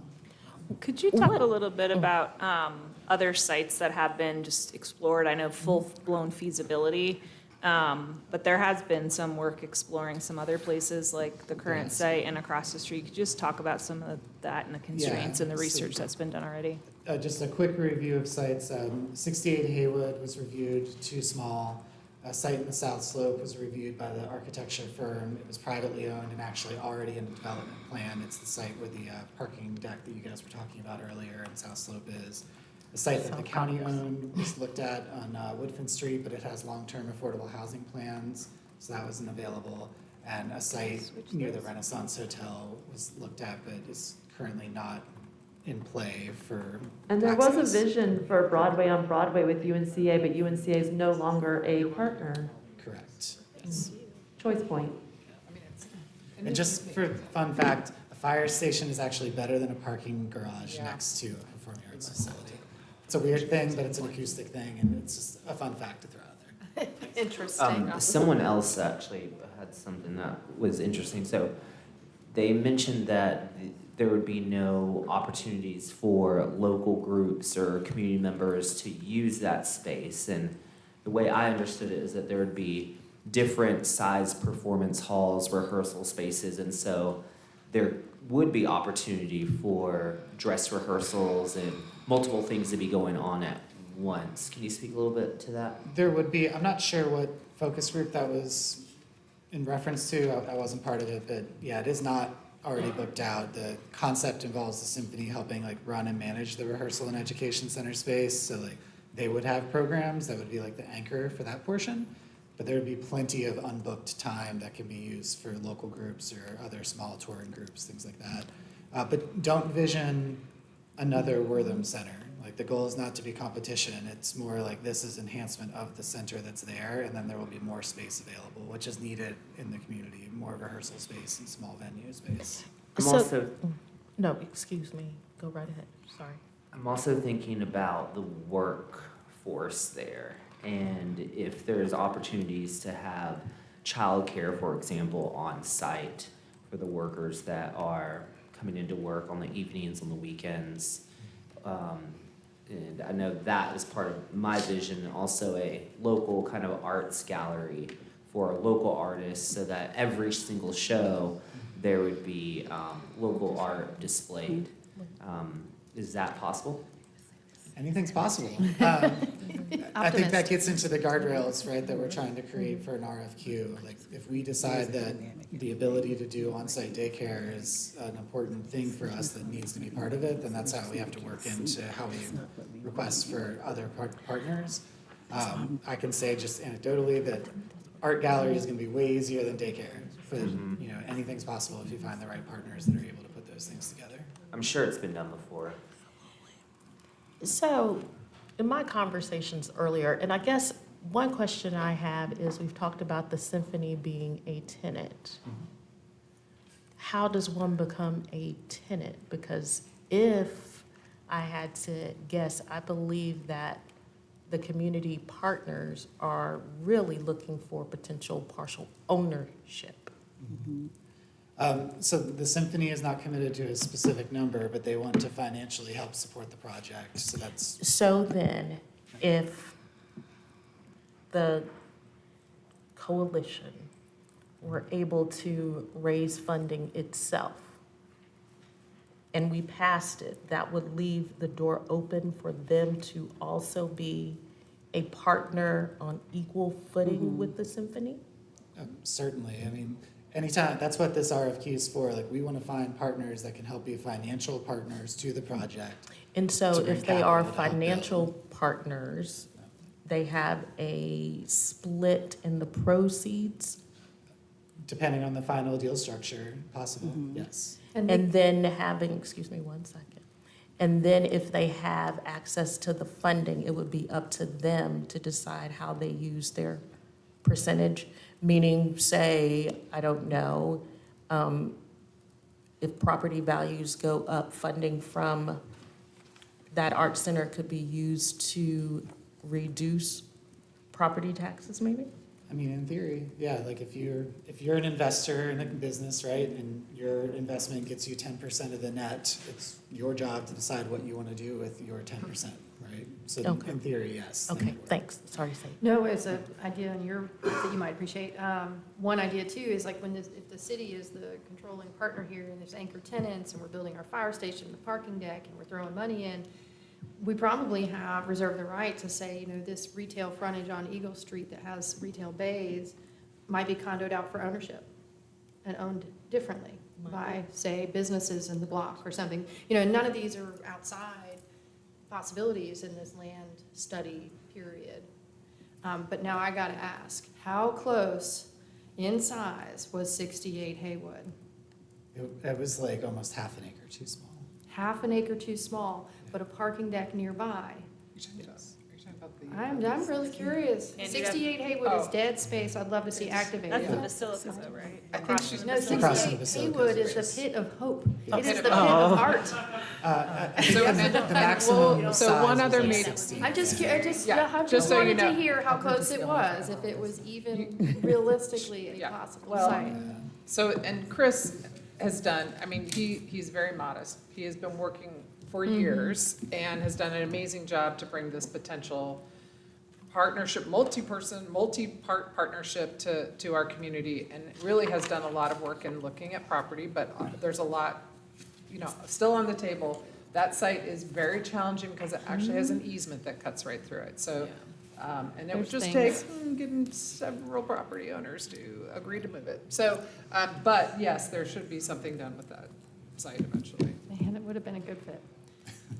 Well, I like where the conversation transitioned because being a partner at the table and just being a design partner, development partner, educational partner, that's a lot different than being a partner who has ownership. And I think that's what the community is due, ownership. We don't just want to be at the table. That's an interesting dynamic. It's a power relationship that I see at play. Sometimes marginalized groups, they know that it's them against the world, so they rather have just some footing so they don't lose traction altogether. And that's what I kind of felt in the room until the language shifted. Ownership is what we deserve. Thank you. So lots of possibilities. Are we back on the team? Let's try it. Let's see what we can We got a motion figure and out a in 2 second. years. I mean, I will say to the community members that are feeling like Seriously, we're ready. we're gonna have 2 years to talk a lot more about this. I was going to encourage community members to come out fast and early with their goals. I just thank you for everybody bringing the heat. I think we had a good conversation about this. I certainly sweat. They're tired of us talking. Okay, we have a motion and a second. All those in favor, please say aye. Aye. Any opposed? All right, thank you very much. Talking helps sometimes. There's something, yeah, well, I mean, to a point.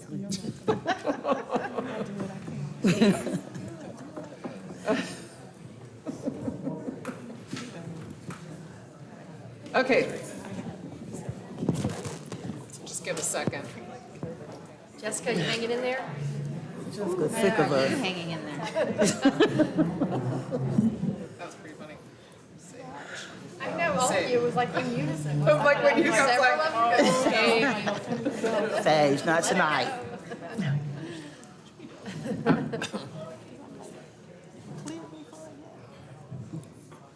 I'll be quiet on this one. Good evening, Jessica Morris, Assistant Director of Transportation.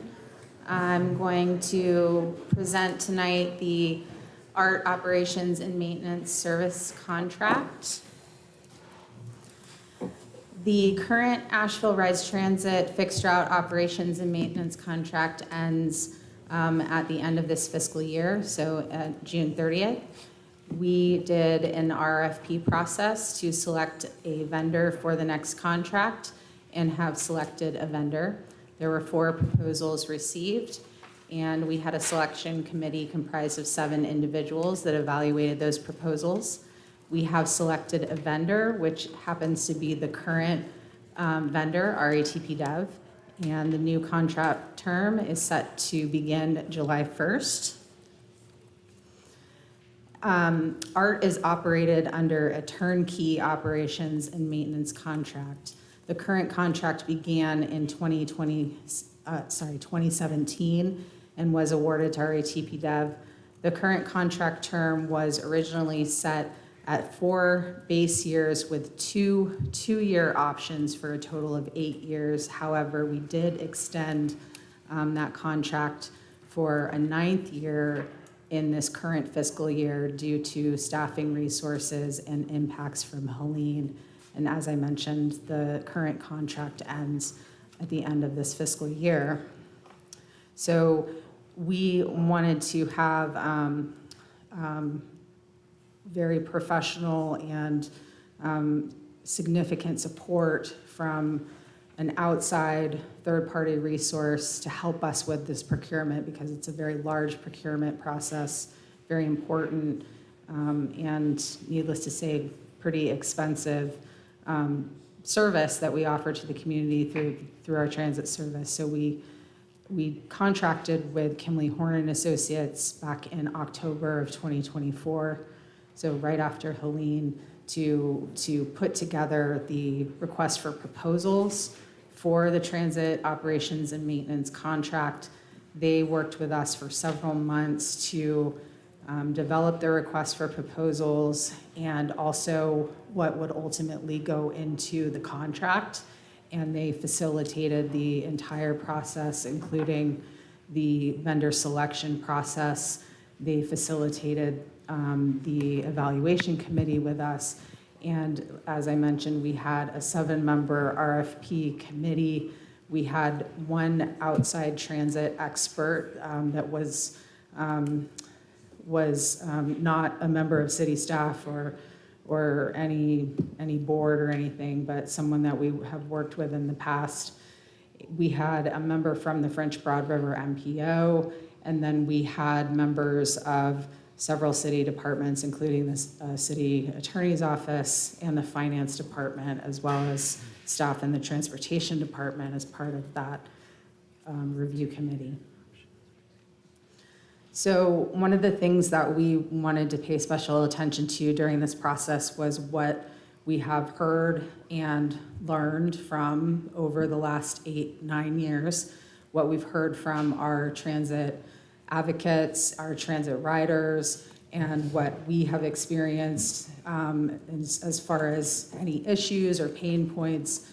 And so we wanted to try to incorporate in this RFP and in this new contract, lessons learned and strengthen that contract as much as we possibly could.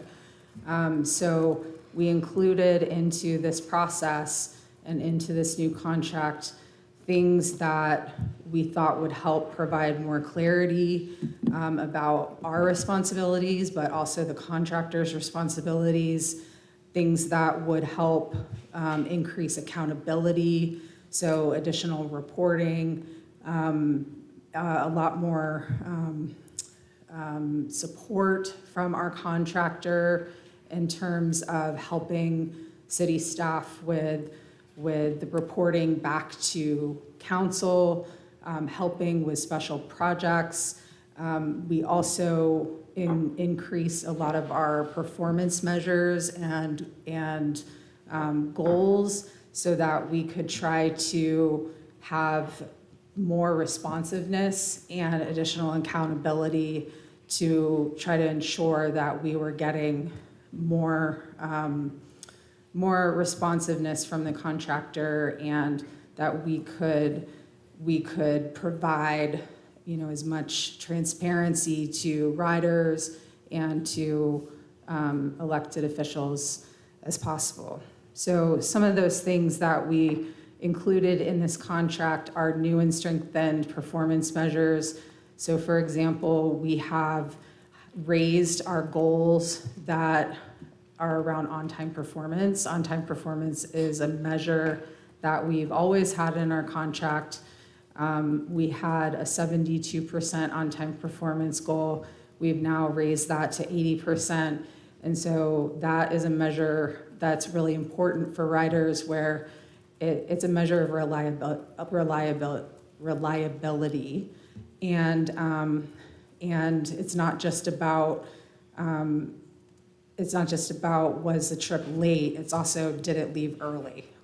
So we've added some additional liquidated damages, for example, for early departures, so that we can ensure and encourage that not only are we not leaving late, but we're also not leaving early. So we're trying to encourage as much as possible that we are providing a very reliable service that people can, that people know is going to be there on time and is not going to leave them at the stop. So liquidated damages are basically a penalty, and it's a monetary penalty that comes off of the invoice that we get monthly, and it's a way for us to essentially achieve additional accountability. And so we've added additional liquidated damages for if they're short on drivers. We don't want them to use supervisors and pull supervisors away or dispatchers away and put them in place of drivers, because we need those supervisors out there doing their jobs too. So we've added things like that to try to curtail some issues we've seen in the past. We've increased some performance measures around responding to customer complaints as well. So these are things that we've just seen over the past 8 years that we thought were important to include in this contract to try to improve the customer experience. And RITPDev has responded with plans for how they're going to achieve that. And one of the things that we asked for in our RFP process and is being included in this contract are 3 new positions that we're very excited about. The first is a position that we're calling the crisis counselor. It could have a different title at some point, but this is a position that is going to be primarily working at the transit center, and we'll be working with also a new position, which is the customer service manager. But this position is intended to be a resource for riders that are in need, primarily folks that might be in a crisis situation, might be unhoused, may need resources, and so they're meant to be a conduit for folks that might need to be connected to resources in the community. They'll be there to help de-escalate situations. They can hop on a bus if needed to help someone who might be in crisis. And so this is somebody that we think is going to be extremely helpful in a lot of common situations that we have at the transit center, and who we think is going to be a really key addition to our service, and is a position that has been a request of some of our transit advocates for the last several years, and that we're particularly excited about. And likewise, the customer service manager. There have always been customer service representatives at the transit center, but this is meant to have more of a manager role that would oversee a team. So there's more continuity, there's more oversight, and there's more accountability in terms of customer service. And there's just more, there's just more of a team atmosphere there that can work with the crisis counselor and be more responsive on the whole across the board to riders as needed. And then the human resources manager is another key staff person that RITPDev actually brought in their proposal on their own. And we think this is really important because it's important to have a steady flow of applicants, particularly when it comes to the driver recruitment pool. As you know, we've had an issue with drivers. It kind of ebbs and flows. And right now they're fully staffed, and that's wonderful. And we want to keep it that way, not just with drivers, but all key positions. And so they have committed to having someone on site that is going to be just dedicated to having their positions filled.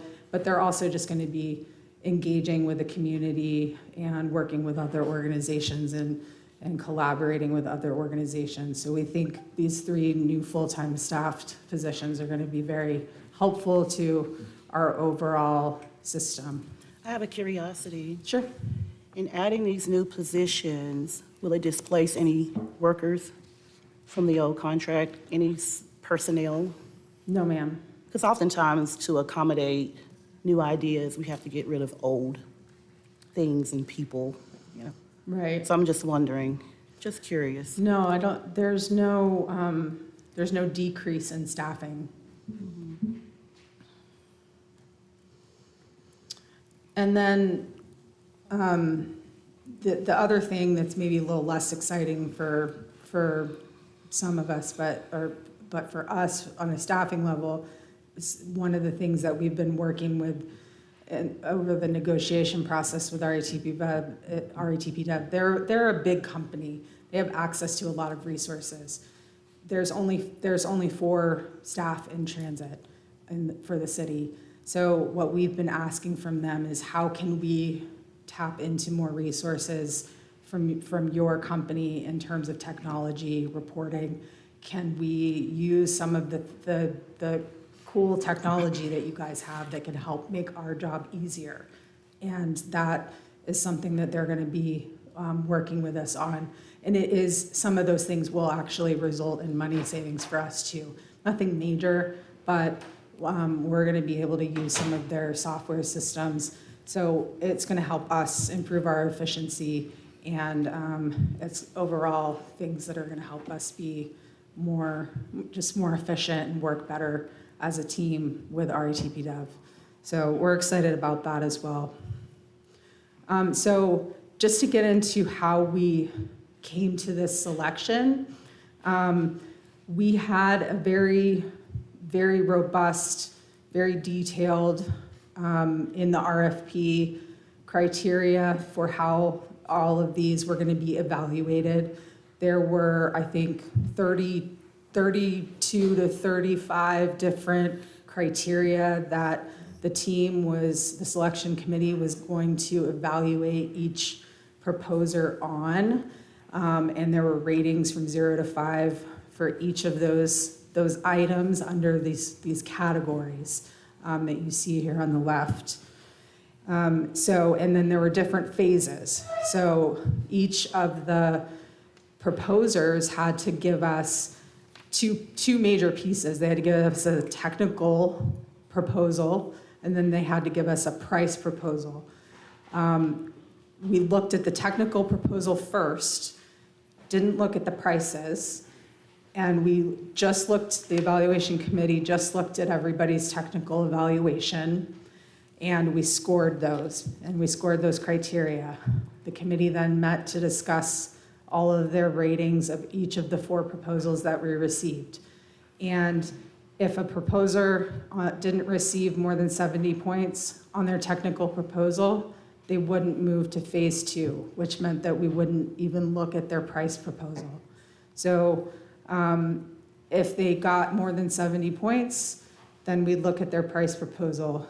And then we would also consider doing interviews of shortlisted offers, select a preferred offer, and then move to negotiation.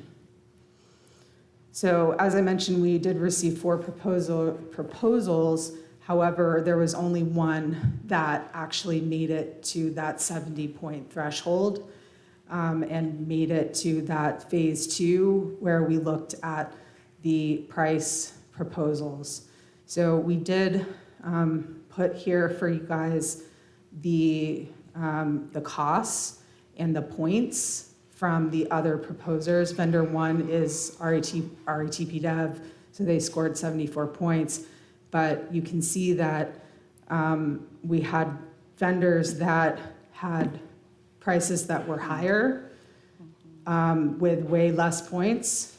And we had the next closest vendor points-wise was below 70, and their price was significantly higher than vendor 1, which is the vendor we've chosen. So you can see, like, we're not just going based on price. We're looking at technical criteria first before we look at price. But you can see, like, what we're trying to achieve is the best value, and make sure that the technical criteria are met first before anything. So we did have consensus amongst the committee as far as vendor 1, and we have been in that negotiation process with them for the last few weeks. And we also did do an interview with them, even though they were the only proposer to move forward.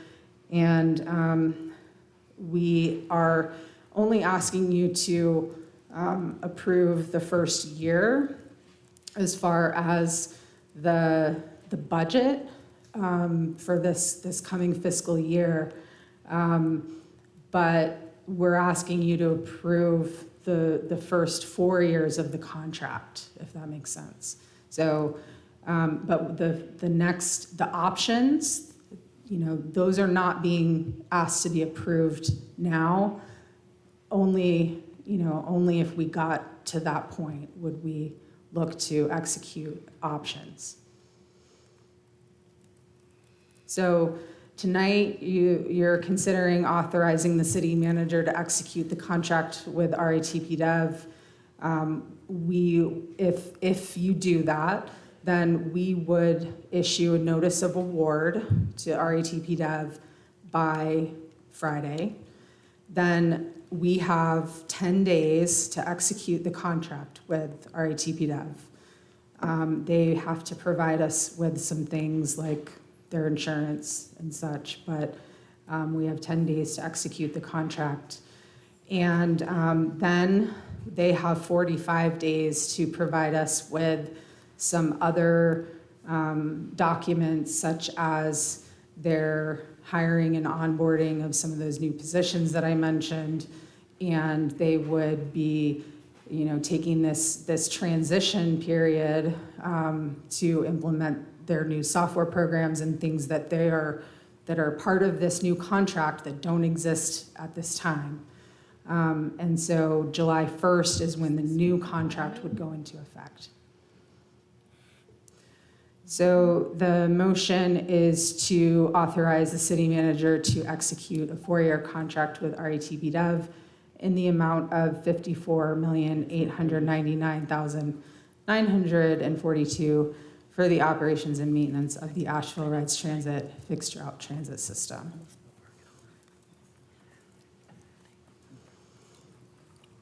And I'm more than happy to answer any questions. Questions? I guess I have two buckets of ideas here. I ride the bus every day. I ride the bus here. I've ridden the bus for 18 years. I really believe that we can do public transit well.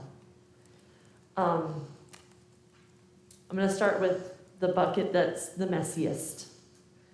When folks were anticipating and hearing rumors that we were going to stay with the current negotiator, the nicest word I can think of to use is disdain. It's not going well. The current contractor. Right. Yeah. And because this is a public service and it has Asheville on it, it reflects on us when the bus doesn't show up, when the bus stops are dirty, when the transit center isn't cared for.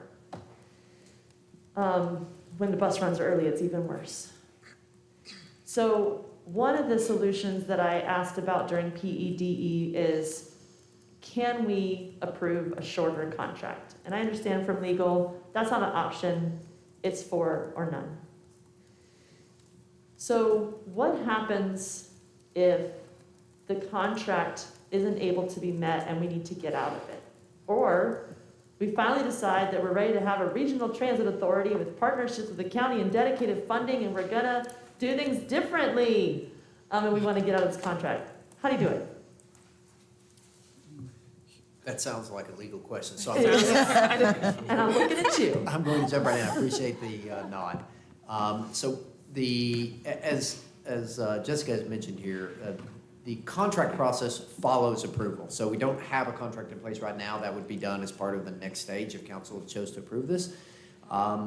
City staff and my office always negotiate, to the extent that we are able, clauses that deal with termination of the agreement. That can be conditioned on certain things. It can even be essentially unilateral. As all contracts go, it requires commitment and agreement by both parties to include the terms of those contracts. But we always try to include provisions that would dictate what would be required to essentially terminate the contract prior to the end of the term. I would also mention that we always include what's called a non-appropriation clause. Non-appropriation means that if in future years the city council decided not to put funding in its budget for any particular contract, then the contract automatically terminates as a result. Thank you. That is the fullness that I will explain of how ugly the conversations have been when I have heard that we were staying with RATP Dev. Let's talk about the second bucket, because I am hopeful. And one of the reasons I'm hopeful today is page 7. This list of new full-time staffing positions, crisis counselor at the transit center, that is a community long-time advocacy. Transit staff in the city of Asheville heard us. RATP Dev has agreed to put it in our contract. It's needed. It's a really big deal. It will improve the everyday lives of drivers and riders and staff and the people around the transit center. The customer service manager, the human resources team, the automated accountability. Those are reasons that I can say I'm hopeful and I'm ready to approve this contract. Because if we don't, those things go away, and we can't afford for those things to go away. Thank you for hearing my concerns and helping me understand how we get out of it if we need to or want to. Anybody else have a question for staff? Okay. I don't have a question, I just want to chime in. Okay, wait, can we let, if there's any. Yes, if there's- process? yeah. Okay. No, well, just so she can sit down. Oh, yeah. I'm okay. Or you can just keep standing there. All right. Yeah, it's more a comment either way. The service we provide for transit is just really important. It's essential. There's a lot of people who that is their mobility option, and it is a true public service. We don't ask, like, how much do parks cost? Can we make a buck? We say it's a public service. We all chip in through our taxes to provide it. And I think with transit, it's very essential to be for that purpose. So moments like these are really big opportunities for us to move forward and advance. And I appreciate, Kim, the items that you highlighted. There are a lot of improvements to this system based on this contract change, and I appreciate that. I also kind of feel like transit is one of those things that, well, let me back up and say, I'm thankful for our ATP Dev. I think that they have operated under certain constraints, just like any institution. There's room for growth, but I just kind of want to have it on the record that, like, hey, thanks for bidding on us. Thanks for wanting to work with us. You've seen us and what we do and how we interact with you as a partner, and you guys wanted to come back to the table, and the progress we've made on us saying, let's move in this direction a little bit, and y'all meeting us there and you winning through the bidding process. You know, if you follow our neighbors at the county, when they do big contract reviews around their garbage haulers, some of them never come back. And I think that we couldn't do this without y'all. So I do want to put out a thank you so that the only thing on the record isn't disdain, because that's part of a voice, but I also hear other voices about that, about you as a partner. That is all I wanted to say. Yeah, no, yes, okay. So do we have any further questions or comments or a motion, please? Make a motion to authorize the city manager to execute a 4-year contract with RATP Dev in the amount of $54,899,942 for the operations and maintenance of the Asheville Rides Transit Fixed Route Transit System. Second. All right, we have a motion and a second. I've got a couple people signed up to speak under the Sidemen. You'll have 3 minutes each. The first is Rachel Cohen.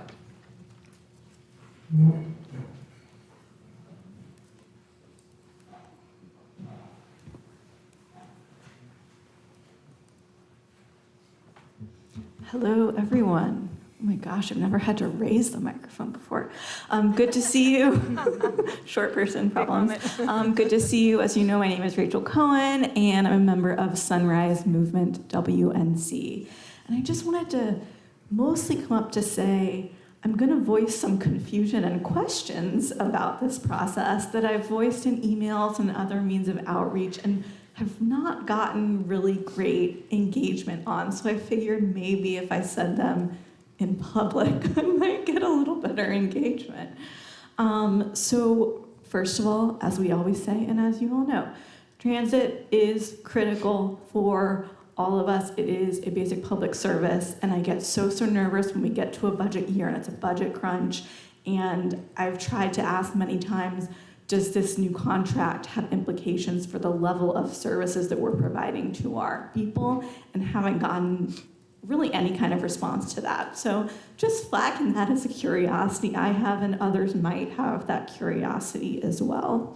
Also want to second the concerns, not just with this particular for-profit contractor that does some things well and also leaves a lot to be desired in other ways. If we do indeed move forward with this 4-year contract, which we basically have no choice for, right? Because even though we had multiple bids, only one company met the basic minimum standards. That's a red flag. for us as a city, right? Because what do we do in the future when the one contractor can extort exorbitant price increases from us because no one else is willing to do this? So I would just like to bring forward that I understand we probably do have to sign this contract, and I do see the benefits to it in terms of additional staff, et cetera, that we use these 4 years to think about what a better model could look like in the future.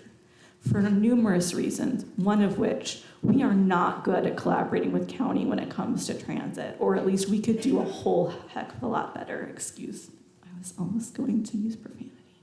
We could do a whole lot better. So I would like us to focus on how we can work with county to potentially move to a model where we're not paying a for-profit company that milks us for all we're worth, and get back to kind of a transit authority situation where we also consider a sales tax to fund transit so that we have a consistent, sustained revenue source, and we don't have to worry every single budget cycle when we hear, but transit's expensive. Yeah, it's expensive and it's critical and we need it, and we need to build funding for the future so we can grow the system to be the system we need. Thank you. We just got to clarify, if we had a transit authority, we still would need a third party because we legally can't directly manage. Yeah, well, and I was, Sorry, we always got to say that. Yeah, we got one other person signed up to speak, Apologies. and I was thinking there was a number of things that Rachel said that probably need to be addressed.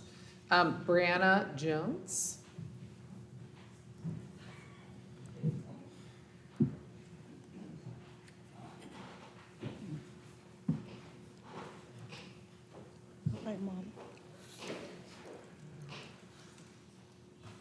Hello, everyone. It's good to be here. I brought notes. I'm not going to use the notes. I'm going to speak from my firsthand experience as someone who moved to Asheville. I ride the bus every single day as it is my primary mode of transportation. But outside of that, I also had, I would say, the displeasure of working for RATP Dev and Asheville Ride Transit in this city this year, or this past year. Something I noticed was, first of all, the most egregious management that I think that I've ever experienced in my entire life as a young professional. A lot of veteran drivers felt the same. What I noticed as someone who is proactive and someone who deeply cares about the community that I chose to come to potentially serve for the benefit of myself and others, to understand how things can improve and get better, is that there is zero connection between you all, between city council, between any type of hierarchy of decision making and the current management at RATP Dev. And they're very aware of that. I witnessed, you talk about the lack of driver retention. 5 people get fired in my time there. They had 7 to 8 open EEOC cases in the very short time that I worked there. And what I realized is that obviously people just do things because they have the ability to. There are no checks and balances, and there are no consequences or repercussions. Several of my former colleagues reached out to various people. I believe the director of transportation, Ashley Hare, definitely got a couple emails from myself and others, only to be met with, it is out of our hands. Ms. Ullman, I know you said that, you are grateful to Asheville Ride Transit. Personally, I think gratefulness is a very dangerous slide to slide down, especially when it comes to a service that is supposed to be a public service, and it is supposed to serve every single person, including the people that work for it. I understand efficiency, but I think that sometimes there is too much focus on things being run efficiently and not ethically. And until that changes from the top down, you will forever, and I mean forever, have an issue with Asheville Ride Transit. So, thank you. Thank you. Okay, we have a motion and a second to approve this, and I was just looking this up because I know, Brad, you said in the agenda review where we talked at length about this item, I wasn't there, but I was able to watch it. You mentioned that because most drivers are in unions, and because North Carolina has outlawed collective bargaining for public employees, the practice for cities has been to contract with a provider to provide the drivers, to drive buses. And I was just looking here, and it looks like the only exception to that might be Charlotte, which is so big, and maybe you can correct me since you are from and we're involved with the transit system in Charlotte. Yes, Mayor, so that's correct. What you're referring to is a state law which prohibits local governments in the state from collective bargaining, meaning that we cannot directly negotiate with any unions. And in this state, we do have unions that essentially encompass bus drivers as well as the mechanics for those buses. So essentially, the vast majority of the employees that are absolutely necessary to operate a transit system are part of the unions. So because of this, and because of our inability legally to negotiate with them, it is the common practice in this state for all transit agencies to utilize a third-party contractor to run the system who are actually employees of that particular agency. In Charlotte, the exception is that, without going into too much detail, that the Charlotte system also has trains as well as buses. The train operators were not unionized prior to the law that established this prohibition, so they actually are able to be employees of the city, Okay, but not the bus drivers and I see. mechanics. So a hybrid system. So, and it looks like most of the other cities in North Carolina are contracting with REPDEV, interestingly. So, I mean, this is a conundrum in that I get the point. If there are very few qualified, if only one qualified provider of the service, and you need the service, you are not in a very strong bargaining position and don't have much leverage at all. We do need to provide this very essential service to so many people in our community. So I'm supporting the renewal of this contract. I wish there was a way to resolve this issue. I think also Asheville feels the pain more than other communities our size because of what I call some of our sister cities like Wilmington or Greenville, North Carolina, or Chapel Hill, North Carolina. They have systems where they're partnering with very large universities to offset their transit costs. We have had extensive exploration with the county in the past around the idea of creating a transit authority. It still would be presented with the challenge of funding, so it doesn't resolve all issues. And we have even talked about asking the county commissioners to use the state legislation that authorizes them to put on the ballot a 1/4-cent sales tax referendum to be used for transportation, in this case, transit services. There are some counties in North Carolina that have passed that. Orange County, Durham, Wake and Mecklenburg County have passed that. They passed it for very different reasons. I think they were being offered the opportunity to invest in light rail and some things that, in some cases, and so there were, and also their municipalities are much larger relative to their county populations. We have the inverse. We have the city only has about 1/3 of the population in the city that resides, within our whole county. So I think it would take a pretty, I do think we should explore this with the county, but I think it would take a pretty big effort to kind of pitch it to county voters as to why a 1/4-cent sales tax for transit to expand the service and really have a dedicated funding stream for it would make sense for everybody in the county.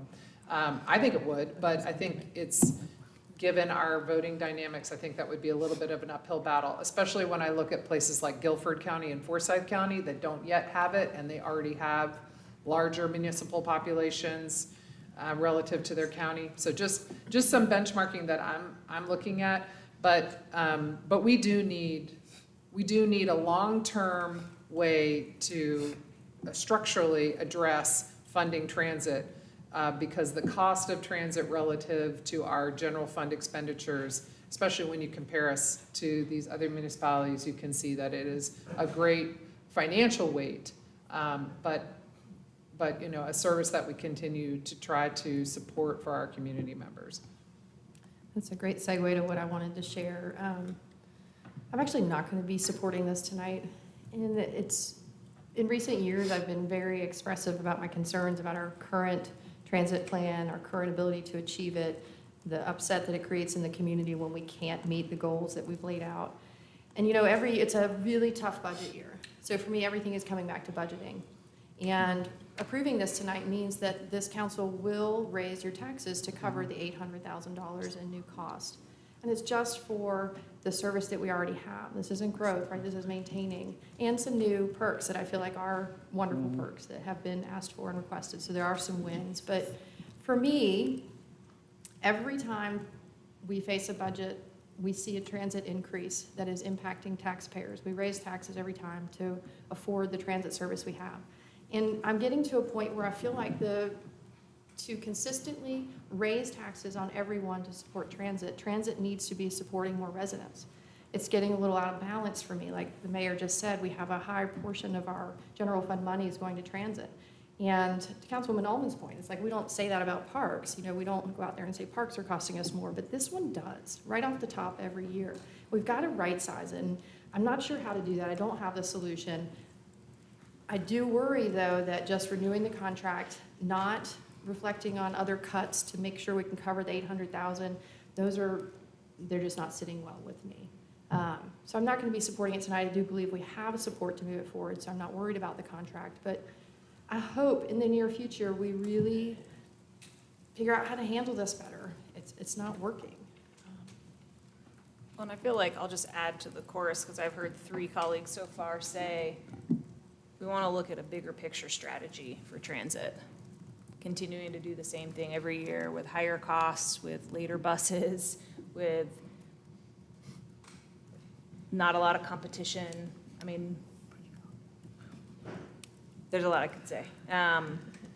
But I do think that this is an opportunity to look at a bigger picture. And I think several of us have said different aspects of that, whether it's looking at a sustained revenue source. It might be more of a going to the state legislature and asking to have the legislation changed so that the quarter-cent sales tax is at the city level. I just know that we've had cycles of council support, and then we need some more help to really look at something bigger picture. And I think this contract catalyzes that. And yes, we're in it for 4 years, but honestly, to do a really big picture play that involves state legislation and perhaps a transit authority, it might take 4 years. So I love the idea of saying, let's have a 4-year shot clock of something new.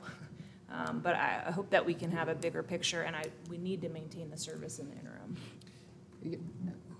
And just to, on our list of, we have asked for the legislature to confine the sales tax referendum to just the city, and our legislative delegation in the past has sponsored legislation attempting to do this, which means, which hasn't worked yet, but we can keep on trying. And we can keep trying for partnerships with the county, right? Yeah, we're back and forth each year. We can keep grasping at straws, but long term, we need a better plan. So we have a motion and a second. Just, can you confirm, Brad, that we did discuss at Planning and Economic Development, because this is a new contract with some new services and new accountability metrics, that we have requested more updates at Planning and Economic Development so that we could weave that into the contract or some sort of practice of hearing more about how the new contract is going? Yep, I think that's absolutely possible, and I think you've got transportation staff here which can cooperate with my office to help include that in the contract. Thank you. Okay, we ready? Yeah. Okay. Are we locked in to 4 years? Yes, because it was in the RFP. But we have 2 years of renewal after it. But 2 Brad more has after that. drafted the strongest termination clause he can. But yes, 4 years and possibly 6 or 8. And still, keep in mind, only one contractor might be out there then, too. Do you want to say more things? I think it was answered, but the short answer is yes.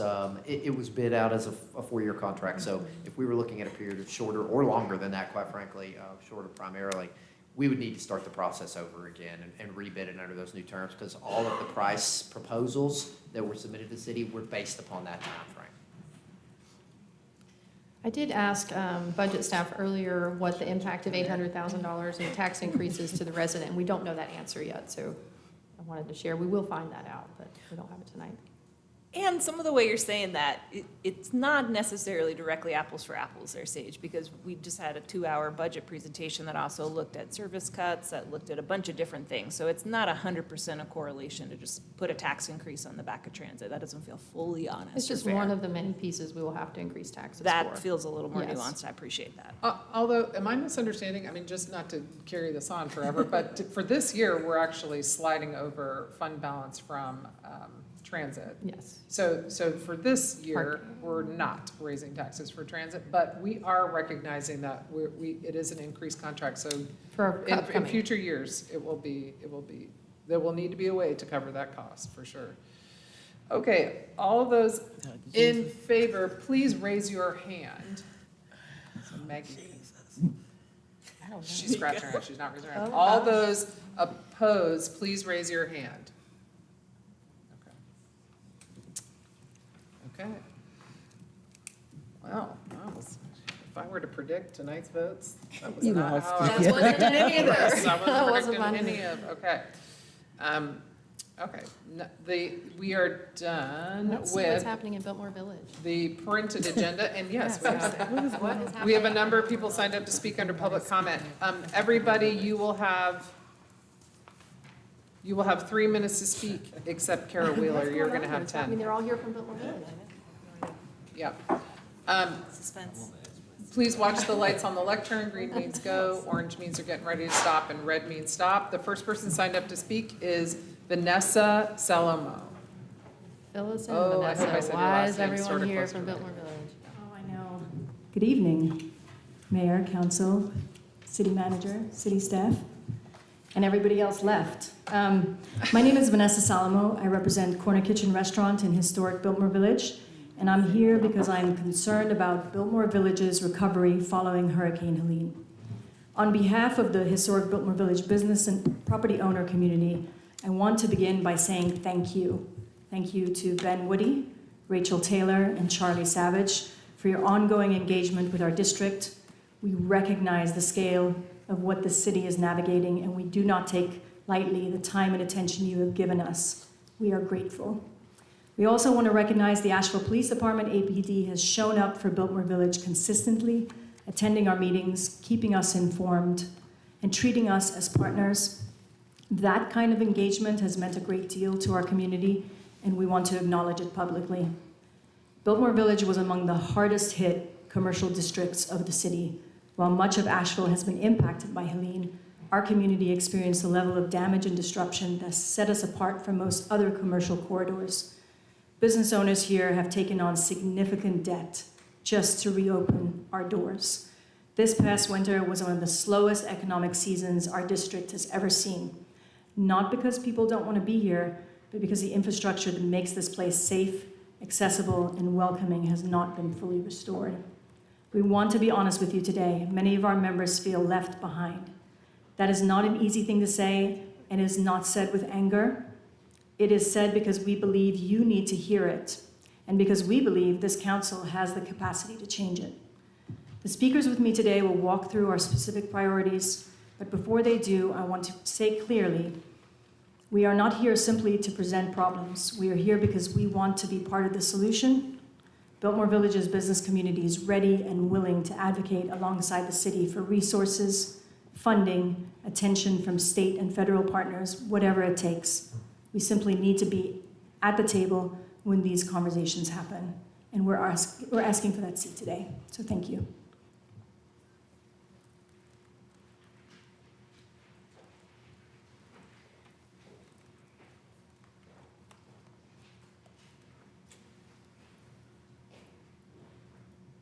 Mr. Reed?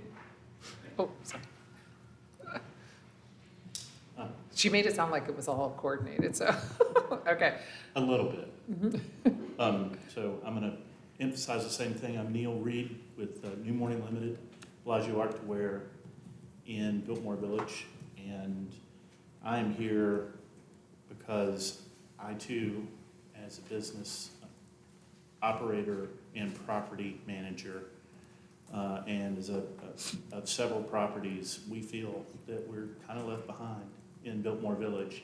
We do greatly appreciate, I'll echo what Vanessa has said, about all of the department heads. The mayor and I, and several members of council have toured with a lot of groups, a lot of politicians, the governor, the attorney general, congressmen from all over the country. And it's like, yep, you got problems. Yeah, we are the southern corridor into the city of Asheville. The Biltmore estate is the largest tourist attraction. The Biltmore company has been incredible in supporting us and businesses in the village by offering help in cleanup. All of the cleanup has been done privately and through nonprofits such as Asheville Greenworks. But our corridor, we have buildings that are there that people come into town, and we hear this every day. Oh my gosh, Asheville is just messed up. And so we understand that we may need to wait on FEMA funding for things, but there are some things with a cost in a city that is running a deficit, and I know your issues, that we have to address. And some of those things are the structures that are there, the Osaka building, if you see it right now. It just tells tourists Asheville is messed up. And they go back and they tell people that. And it is a big problem. If it costs $20,000 to tear that building down or require property owners to do something. I know that you guys are going to talk about this Thursday, and I strongly support, and everyone in the village supports your efforts to go with abandoned buildings. That is a big priority. They create safety risks. I could go down the list, but you know these things. But we have to address it because we're losing business because of the way we look. We have 5 or 6 big hotels. We generate hundreds of millions of dollars in hotel stays, taxes. We have hundreds of employees in our small little district. And we are a big part of the city. We need to have some attention. The other, light's coming, so I better get in street lights real quick. Going on 2 years now, no street lights. The head of inspections and anecdotally, the electrical inspector said, why don't you just turn them on and see if they work? But we're doing studies after studies, and we have no street lights. And it's a continual problem. It is a safety problem. And again, it's a perception that we are just messed up on the main corridor to our largest Thank you. attraction. I can go on. Yes. Sherry Cogley, yeah. Yep, Sherry Cajola. Thank you for having me. My family ran the restaurant, the Cantina in Biltmore Village, and we owned the building that that restaurant was in, as well as the one that Spartina's in, the old liquor store, for those who've been here a while.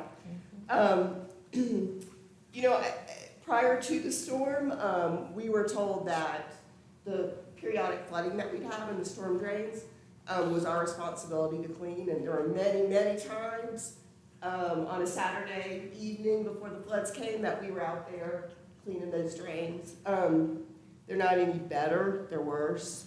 You know, the last several months for businesses in the village, many of our owners spent the fall doing whatever it could to reopen, cleaning out their damages, making repairs, taking on debt, and the winter arrived. It was, as Vanessa's had one of the worst economically painful seasons we've seen. We suspect that the village's stormwater infrastructure sustained serious damage during Helene, and even prior to the storm, as I discussed, we were experiencing drainage issues during just regular rain events. We had one last week, you know, the flooding already there. Unfortunately, LOS gets in touch with that and tells people not to come to the village while we're cleaning out those drains. We understand, and we're requesting a repair plan, again, to work with you with a committed schedule, and we're willing to help communicate that plan to our community and our advocates for whatever resources are needed to fund it. We understand this requires collaboration with the city and North Carolina Department of Transportation, and we encourage you to make those connections as soon as possible, as we were just not set up to do that.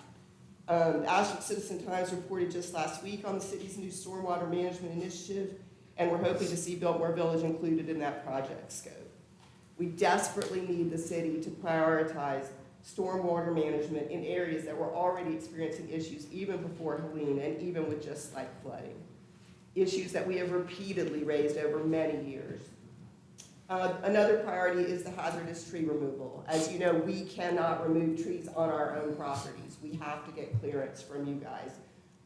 We have a tree at Swan Street and Boston Way that's damaged and remains in place and poses a significant safety hazard. The tree's been reported to the city department and in the Asheville app multiple times, and we recognize there's a long list of things that the city's working through, and we appreciate that. But this particular item is specific, it's addressable, and it's in the middle of a district that is trying hard to present itself as open and recovered.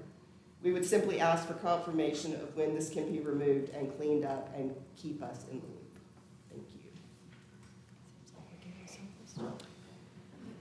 Yeah, and we're going to keep calling on, the next speaker is Jenny Serrato, and I just heard a comment from Sage about this, and I will ask the manager, I think we debated this at the end of this, to update us, because staff has met with folks, just so we understand what's going on.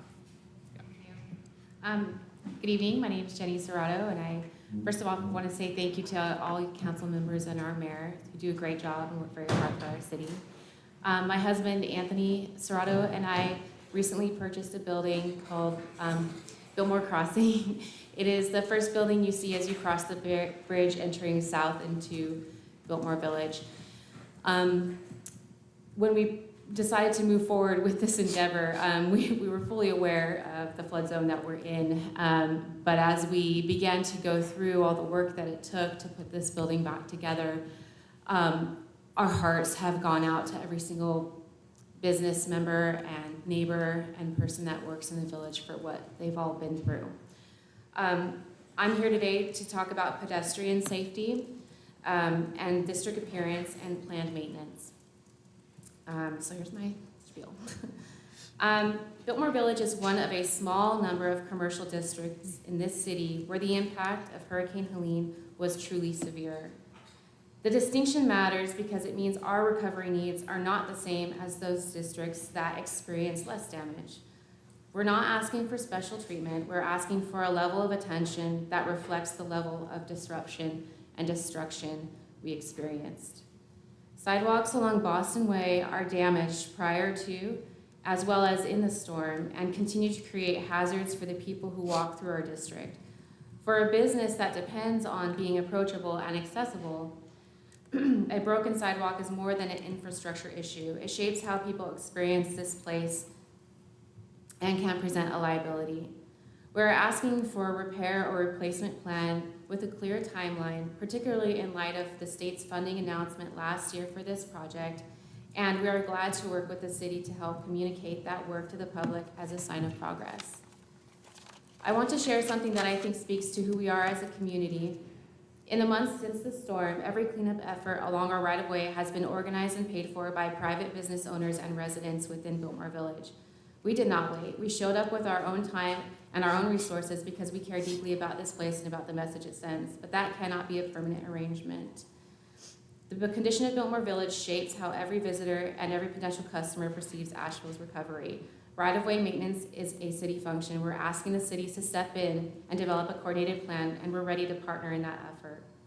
Planned maintenance notification, additionally, water system maintenance has been occurring with minimal advance notice during business hours. We're requesting a formal notification process with at least 72 hours of advance notice and a commitment to schedule maintenance outside of core business hours where possible, given all of the other issues we're facing with getting people back to the village. I appreciate your time again. Thank you so much and have a great night. Thank you. Abigail Riley.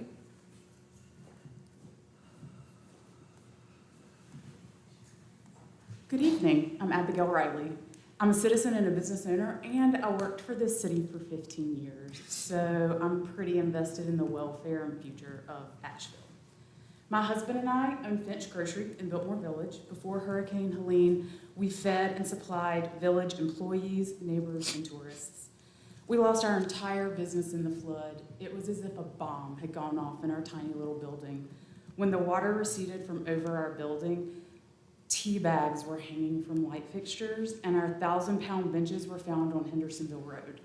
If you're not familiar with where Finch Grocery is, Hendersonville Road is, I assure you, quite a ways for a 1,000-pound bench to travel. If I'd never have to smell the mud, the rotting food, the mold and the mildew I smelled during that time and that cleanup in Biltmore Village, it will be too soon. It was 13 months before we were able to reopen. And we're considered the lucky ones. I'm here tonight with my Biltmore Village neighbors and my fellow small business owners to remind folks that we in Biltmore Village are an economic and cultural engine in this city. And we would appreciate it if we were treated as such. Have y'all been to the village as businesses have opened and reopened? Have you bought any art or crafts from the Village Artist Market or New Morning Gallery? Books or plants from Gardener's Cottage? Toys from Dogwood Darlings? Have you bought any clothes at all in the village? Kitchen gadgets? Ice cream? Me, ice cream. Have you all directed city staff to use their purchasing power to buy food from the restaurants in Biltmore Village for meetings and department events? Has Biltmore Village been in your mouths and pocketbooks? Because I know Costco has. And I'd like to see council and staff give an iota of thought and consideration to our local businesses in the village that has recently given to Costco. Local businesses that lost everything. Local businesses that constantly fight to stay alive and relevant. Local businesses that defied the odds and reopened. Local businesses that buy local goods produced by local makers with ingredients grown by local farmers. And these local businesses, we're already here. We're already here clothing, supplying, and feeding folks. We're already here paying our property taxes, our fees and charges, and our sales taxes. Y'all don't have to convince us because we quite literally pulled ourselves from the mud and the muck to be here. Thank you. Travis Taylor.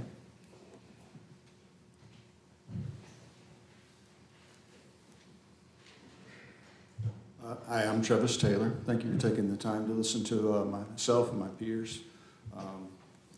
I represent the residents and businesses of Biltmore Courtyard, which is located on Brook Street in Biltmore Village. I'm also very concerned about the village's recovery following Hurricane Helene, as much as my peers. Some of you may not be familiar with Biltmore Courtyard, but I suppose you've heard of some of our businesses, Wink Salon, Fig Bistro, Spa, Biltmore Village, Further. But you might not know that there are 8 residential condos. There are homes for 8 people, or 8 groups of people in our building. These residents have not been able to return to their homes for 17 months. Can you imagine that? If you had to stay away from your home for 17 months, not able to go back to your home. I couldn't. I don't know what I would do. I know some people who are dealing with this. If I were to represent one person tonight at this meeting, it would be Annie Cochran, who lost her home. She is a U.S. Army vet. She happens to have a disability. She and 7 others were trapped on the 2nd floor of our building when the flooding got really intense and bad. They had no electricity, running water, and very little communication with the outside world for days. Annie's been able to be very, very unfortunate, not having a home for 17 months, to have good friends that she rely on and a community that backs her. I'd like to take an opportunity to thank Abigail, who just spoke, and her husband, because they've supported Annie by giving her employment during this period. So as you can see, as a community, we support each other, we take care of one another. So when it's possible for Annie to come back to her home, I'm working hard right now to make sure she has a safe and a healthy place to go back to. Not to be dramatic, but we're there for one another. And we ask the City Council to be there for us too. I believe the Biltmore Village community, I believe that that the City Council believes in us as well. We can't do this on our own, but we are doing what we can on our end. We're asking for your partnership to help us see this recovery to the end. I thank you for your time and consideration tonight. Let's get this done and let's go home. Thank you. We do have some other people signed up to speak tonight, but I did just want to ask if, I know there's been some meetings, and I personally have been in Biltmore Village many, many times, bringing a lot of people here who want to see and help with our community's recovery. And I appreciate the staff submitting to the state, you mentioned the grant that's been awarded to redo the sidewalks in Biltmore Village, but I have also heard the concerns around, like, why can't the lighting be fixed? Like, why does that have to take so long? Why does so is there, could you just, if you wouldn't mind, just kind of tell us where we're at right now with the conversation between staff and the needs that need to be addressed in Biltmore Village?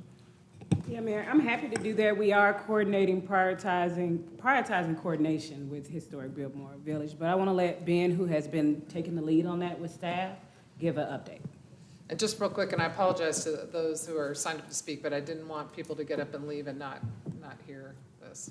Thank you, Manager Wesley. Ben Woody, Assistant City Manager. And Rachel Taylor and I did meet with the village about 2 weeks ago, maybe a little less. And one of the things they were kind enough to do was to provide much of the feedback you heard tonight in writing to Rachel and I as follow-up. And I'll just say that we are committed. A lot of what they asked for is just information, and that's something we can do and provide. And of course, we'd want to follow that up with response where we can do that. So I think the first step for us is just to make sure we answer their questions. And the second step for us is to tell them the timeline from which we can respond to those. And as you can imagine, as you know, Council, it spans multiple departments, so there's a bit of coordination on our end, but we are going to do that. We're going to follow up, and we're going to look to address some of the needs that they've raised. So again, that is something that we have identified as a priority to try to work through and be responsive to. Can you follow up with us too, please? Yeah, I was going to say, if you could provide the list of questions and the responses staff provides for copy to us. We can do that. Thank you. I know there's a lot going on, and I recall being down in Biltmore Village with Ben early on in the days, and there's just so many pieces, but if we can shift any prioritization to get some of the simple low-hanging fruit cleaned up, it seems like the least we can do right now. I thought we had a lighting fix. I mean, I was in multiple lighting conversations too, so I think I appreciate y'all coming and kind of updating us, because the historic lighting has not been replaced.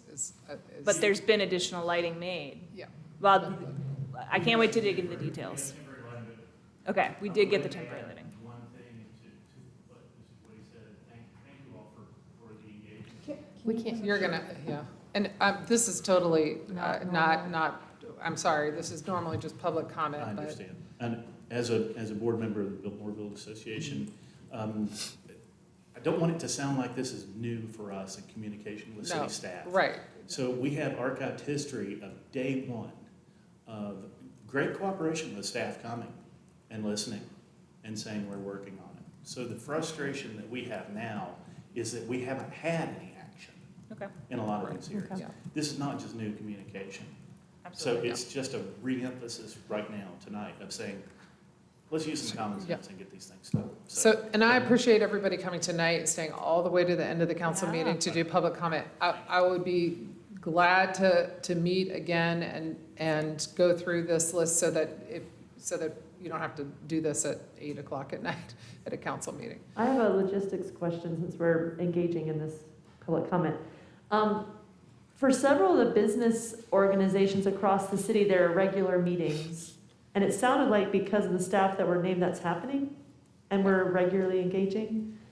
But we also have capital project dashboard. Are we using the dashboard for recovery projects? So instead of having to do one at a time, timelines of where it is in the planning, the funding, the implementation, are we not at the place where we have a dashboard for that where people can follow along? We do have project pages for some of our major capital projects.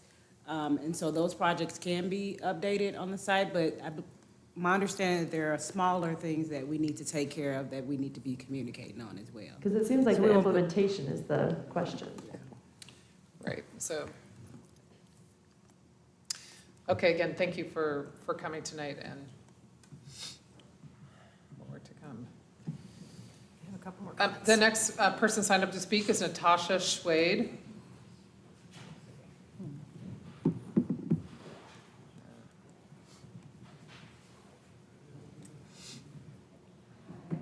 Can I use?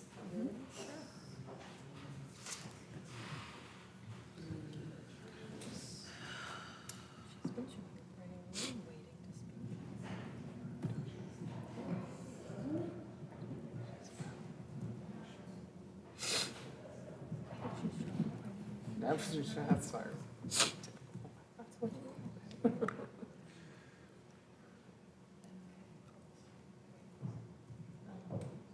That works, I can A see it. dip. Yeah, that's good. That's good. Okay. Oh, and then I actually have, oh, just in case people want to know where these pictures. Thank you. Okay, cool. Hi, I'm Natasha Schwade. I came to the budget work session earlier, and I wanted to bring a perspective to the conversation that I didn't hear. So one of the things is, what are the true costs of parking services to the city? People are struggling to stay in the city because buildings were torn down for many of the parking lots that exist now, such as this example. Buildings where more people that parking lot footprint could ever serve.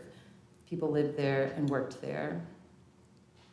So what are the economic costs of the equipment, like the meters, payment machines, the facilities like the offices and storage, and also the road maintenance, because parking is for vehicle storage. So parking decks are an option, but they are built doubly reinforced, which means that they take twice the concrete support beams that are used for a building of the exact same footprint. And the concrete industry is the third largest polluter globally after China and the US. On an individual level, the true cost of parking implies the cost of the vehicle, the maintenance of the vehicle, and the fuel, plus the parking. Another option, though, is thinking about, here's a nice view of that, the cost of transit, walking, or a different method. So if you don't need a car to transport you to and from the places you want to go, then you are freed from this whole conversation. The benefits to the whole community and the individual would be priceless. The benefits would be human, organic, giving of life.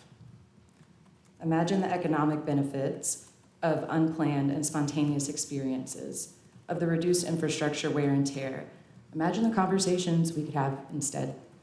So these pictures, the first ones are from Asheville here, and these next pictures are from the Netherlands, and I took these ones in 2025. I took these pictures in 2015 from the same place. And that's what progress could look like. It could be something exciting instead of scary.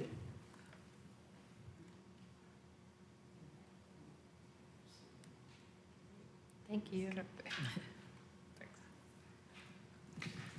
The next person signed up to speak is Kara Wheeler, who has 3 people yielding time to her. Just raise your hand when I call your name. Tyler Sullins, Stephen Riblett, and Jesse Perwick. Sorry.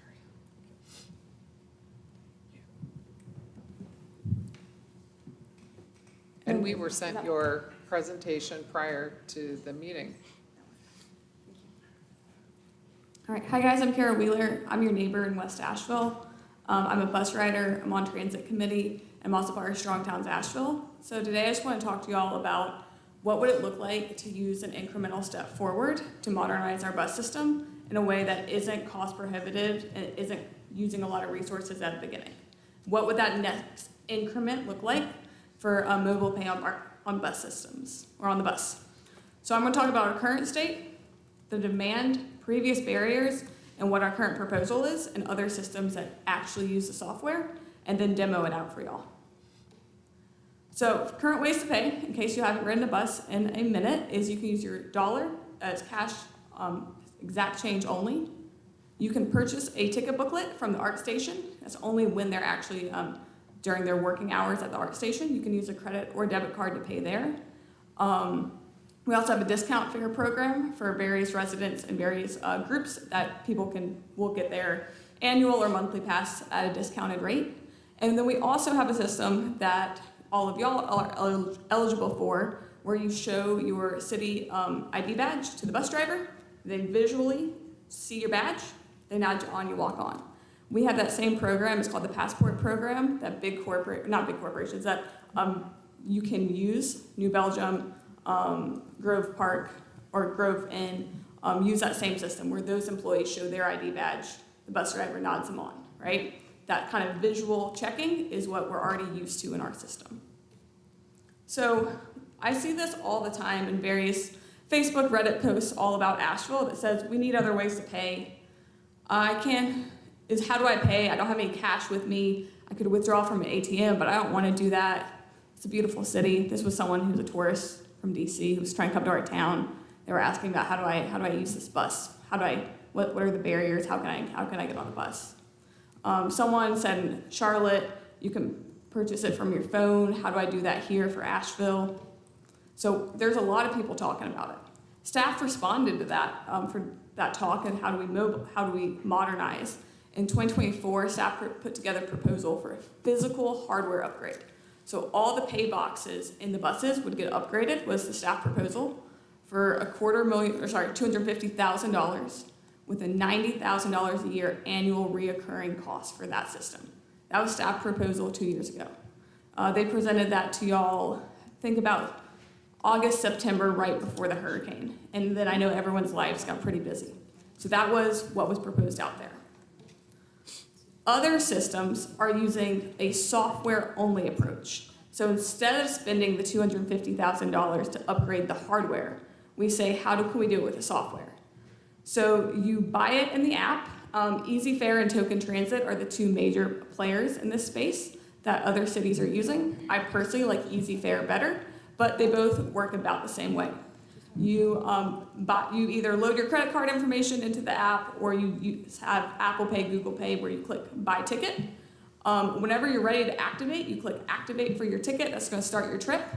And that bar is kind of pink and green and purple on this app starts moving so that you can't just take a screenshot of it. So this is what you would show to your bus driver. You have that moving thing with a timestamp. It's that same visual indication that the bus drivers are already doing for Buncombe County, City of Asheville staff, for Passport Program staff. It's that same visual indication, and that's how they know it's a valid ticket. This is the Token Transit app. It looks very similar. That circle just kind of goes small to big to small to big, but exact same concept. So those are the two systems that are already, or the two softwares that already do this.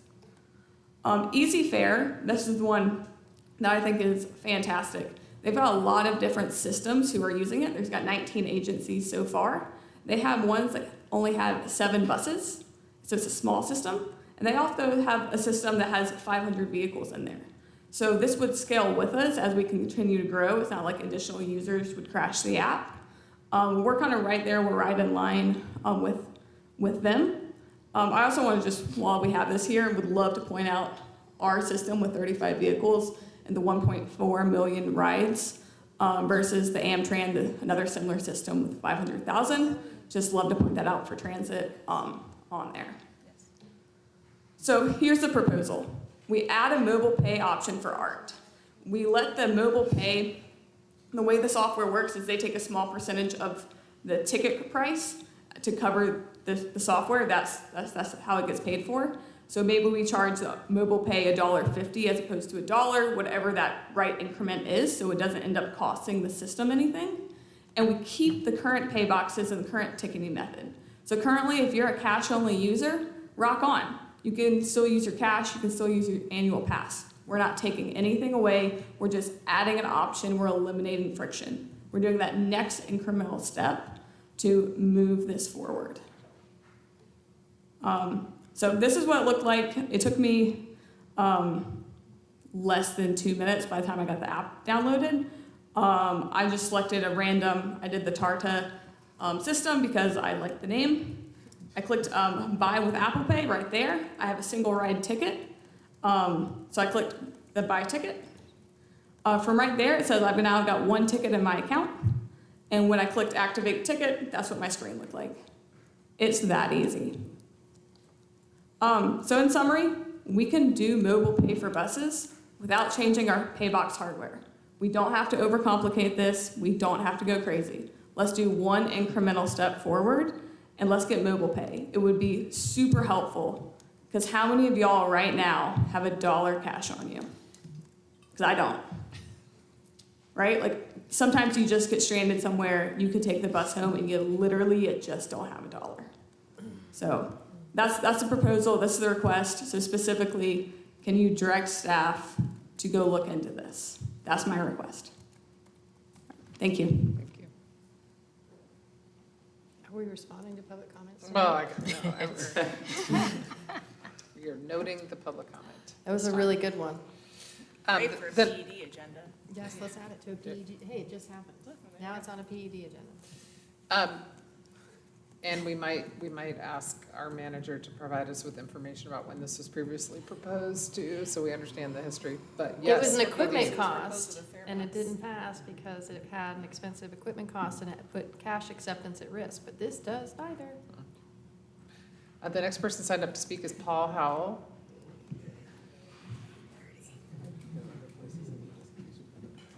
Yeah, can we please do that? But it says average increase is 10%. I just want to add something else because I need to add it. I think it's cool that the East End Valley Street and the block want to ask for a partnership. But I also was wondering, are the other stakeholders available? Are they able to ask for a partnership as well? That's just something I was thinking about.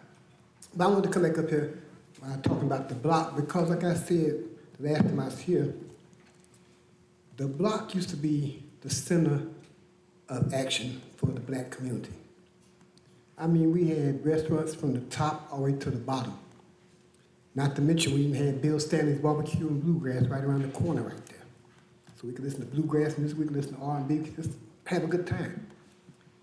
Since 2019, let me make sure I got this right here, there were approximately 100 black entrepreneurs up on the block. Today, there are absolutely 0, except for the little hair place. But as far as entrepreneurs, restaurants, little shops, record shops, bakeries, stuff like that, we don't have none of that. And since the black people have been kicked away from the block, there has not been no more black businesses downtown. So, black businesses are missing out on the tourist money, big time, by being excluded. That goes back again to being progressive. If they can put retail places and all that stuff in this center, and not just for the people in that area, for East End and for the block, but you had other people that was up on that block as well earning a living, from Hillcrest, Shiloh, Burton Street. I mean, the block was just full of different people working, making money, and everybody's making money. If they could provide something like that to bring people back up to where they can be involved, that would be awesome. That would be awesome. Not just for East End Valley Street and the block. You got Sisters. I don't know how many of y'all been to Sisters. They are trapped off down there at Mumford in that little bitty store doing the best they can. But they try to get a building. They try, and it's hard for them to get a loan. Not only a loan, but it's hard to get a building downtown. I'm telling you, y'all want to see the tourism money go up, y'all gotta bring the black people back down to the downtown. You gotta bring them back. We got too many people visiting this place, asking about places like that, and we don't have none. Nobody wants to try to track down a food truck. So, it's good being progressive. I love progressiveness. Just don't omit the people that need to be progressed with. That's all. Y'all have a nice evening. Thank you. And our last person signed up to speak tonight is Jonathan Wainscott.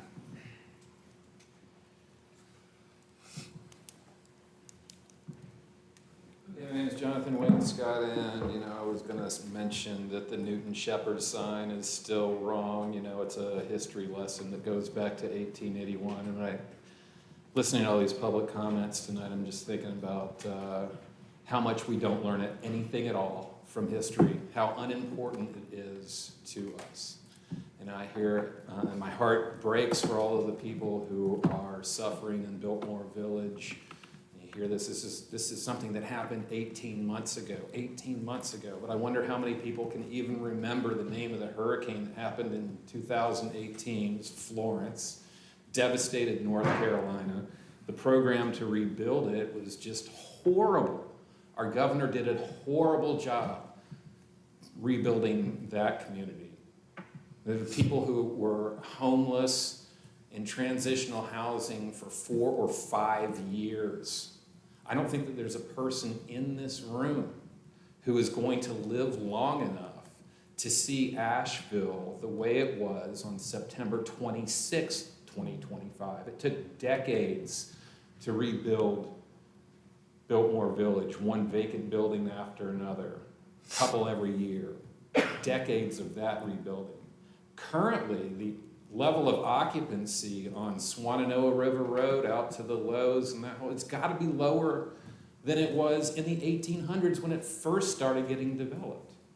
I don't think that the scale of this devastation has even really sunk into the people who live here. I mean, I live 800 feet from the French Broad River and have for 26 years. I'm intimately aware of the devastation, obviously.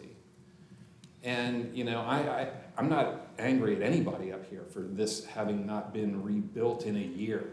There's no way it can get rebuilt in a year.